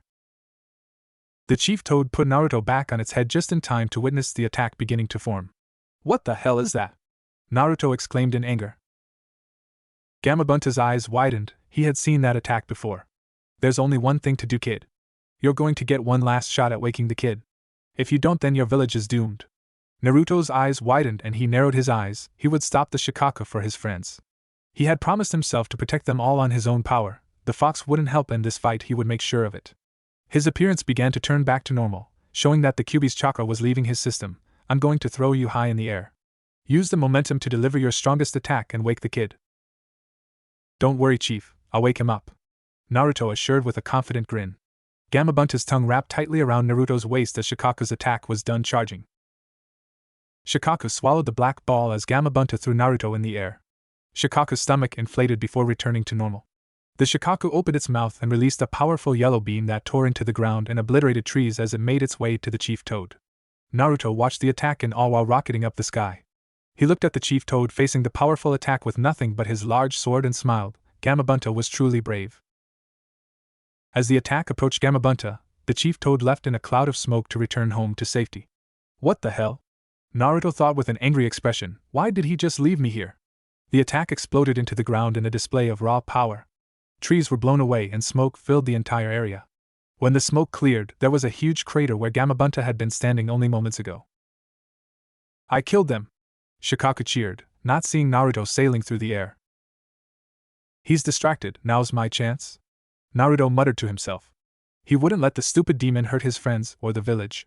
He had promised to protect them and had told Ino that he would go back to the village safely. He had to win. Naruto's momentum ended and he began to fall rapidly. This is it, he thought as he held his right hand to the side and began to forge wind chakra into his palm. Wind gathered on his hand and a ball of wind began to form. The ball of wind chakra flashed blue for a second before turning back to its original white and gray color. Wind style, spiraling wind ball, Naruto yelled as he crashed into Shikaku's head. The attack resulted on a large crater on Shikaku's head and a huge cloud of sand. Damn it! Shikaku screamed in pain. Gaara's unconscious form became visible on Shikaku's head and Naruto ran at it with his right fist held back. Wake the hell up already! Naruto yelled as he brought his fist to Gaara's face. His fist connected with Gaara's jaw with a loud breaking bone sound, from Gaara's jaw or his own knuckles, he didn't know. Gaara's eyes snapped open and Shikaku's body began to break. No! Damn it! The Shikaku yelled as it began to disappear. Soon Shikaku's whole body turned back to ordinary sand, leaving Naruto and Gaara falling helplessly to the ground since they were not able to move anymore from the strain their bodies had taken. The two landed on the unforgiving ground with loud thuds and everything grew quiet on the woods. No more sounds of battle, no more curses, no more tremors. The only thing heard was the heavy breathing of two shinobi. Gaara was sprawled on the ground. His whole body ached and his jaw was in incredible pain. He couldn't understand how he had gotten beaten. He had experienced more pain than anyone and lived only for himself. How had he lost? What did he lack? Naruto's muffled groan was heard. He had fallen on the ground face down, hurting most of his bones. His chakra was almost gone, and his body was in pain. With the adrenaline gone, he could feel each of the wounds Gaara had inflicted on him. But he wasn't done yet. Gaara was still there and was a danger to the village, to his friends.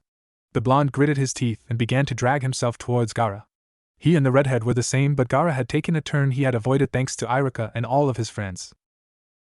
Gaara's eyes widened when he saw Naruto moving towards him. The redhead's body wouldn't move, he was vulnerable, Naruto would kill him. No, Gaara said in fear, I won't have my existence erased. Get away! Stop! The blonde didn't stop and continued to move towards Gaara, causing him to scream in fear. Naruto stopped dragging himself towards Gaara, making the redhead stop screaming and look at him in fear of being killed. Naruto understood why Gaara didn't want to die. All Gaara had was himself, his life was all he cherished. Just like Naruto had. It's almost unbearable, isn't it? Gaara gave Naruto a confused expression. The blonde slowly lifted his face to meet Gaara's gaze. The redhead looked into Naruto's eyes and his eyes widened slightly. Those eyes were just like his own, full of loneliness. I know what it's like, Naruto began, having everyone look at you in fear. Being ignored by everyone and avoided like the plague. I have a demon inside of me too. Gaara's eyes widened, someone else knew of his pain. There was a time when I felt just like you, I hated everyone. I wanted them all to feel my pain, wanted to make them suffer for acting like I didn't exist, like my life didn't even matter. A few tears escaped Naruto's eyes and he gave a small smile. But then, I met Iruka-sensei. He was the first person other than the Hokage to acknowledge me. At that point I thought that there was hope, maybe I could be acknowledged by more people. Gaara listened to every word, wondering if he too could be acknowledged. As time passed, I met more people that looked at me as a friend, someone important to them. Naruto smiled thinking of his friends, the people he would give his life to protect. I grew to cherish those bonds and nothing will ever break them, even if they are damaged. That's why I'll give my life to protect them. They took me out of that dark and lonely place, they are my saviors. Naruto's gaze turned to one of anger, and he began to try to stand up. He used his left hand to support himself before doing the same with his right. It was hard and painful, but he managed to get into a crawling position. If you ever try to hurt them, he glared at Gaara, I'll slaughter you. Gaara turned his gaze to the sky, reflecting on his life. Love is what made him strong, he thought, maybe I can form bonds also. I still don't understand completely, but I will try. The redhead turned back to Naruto and gave him a nod, I don't want to fight anymore. I won't hurt your friends. Naruto smiled weakly. I understand why you acted like you did. The blonde gave Gaara a grin, I won't hold it against you. Maybe we could become friends in the future, Gaara. Gaara managed a small grin. I'd like that, he said weakly, Naruto Uzumaki. The blonde smiled before he laid down on the ground and closed his eyes, the effects of the fight finally too much for him. He slipped into blissful unconsciousness with inner peace, he had succeeded on protecting his friends. Is it over? Ino asked. Shikamaru and Shino had seen the disappearance of the Shikaku after a big explosion happened on its head. It appears so, Shino said. Shikamaru closed his eyes and smirked. He actually did it, he said, we might as well go get him. He opened his eyes to see Shino pointing towards Naruto's direction. Ino left while you were talking, Shino said. Man, Shikamaru replied with a sigh, blondes are way too troublesome.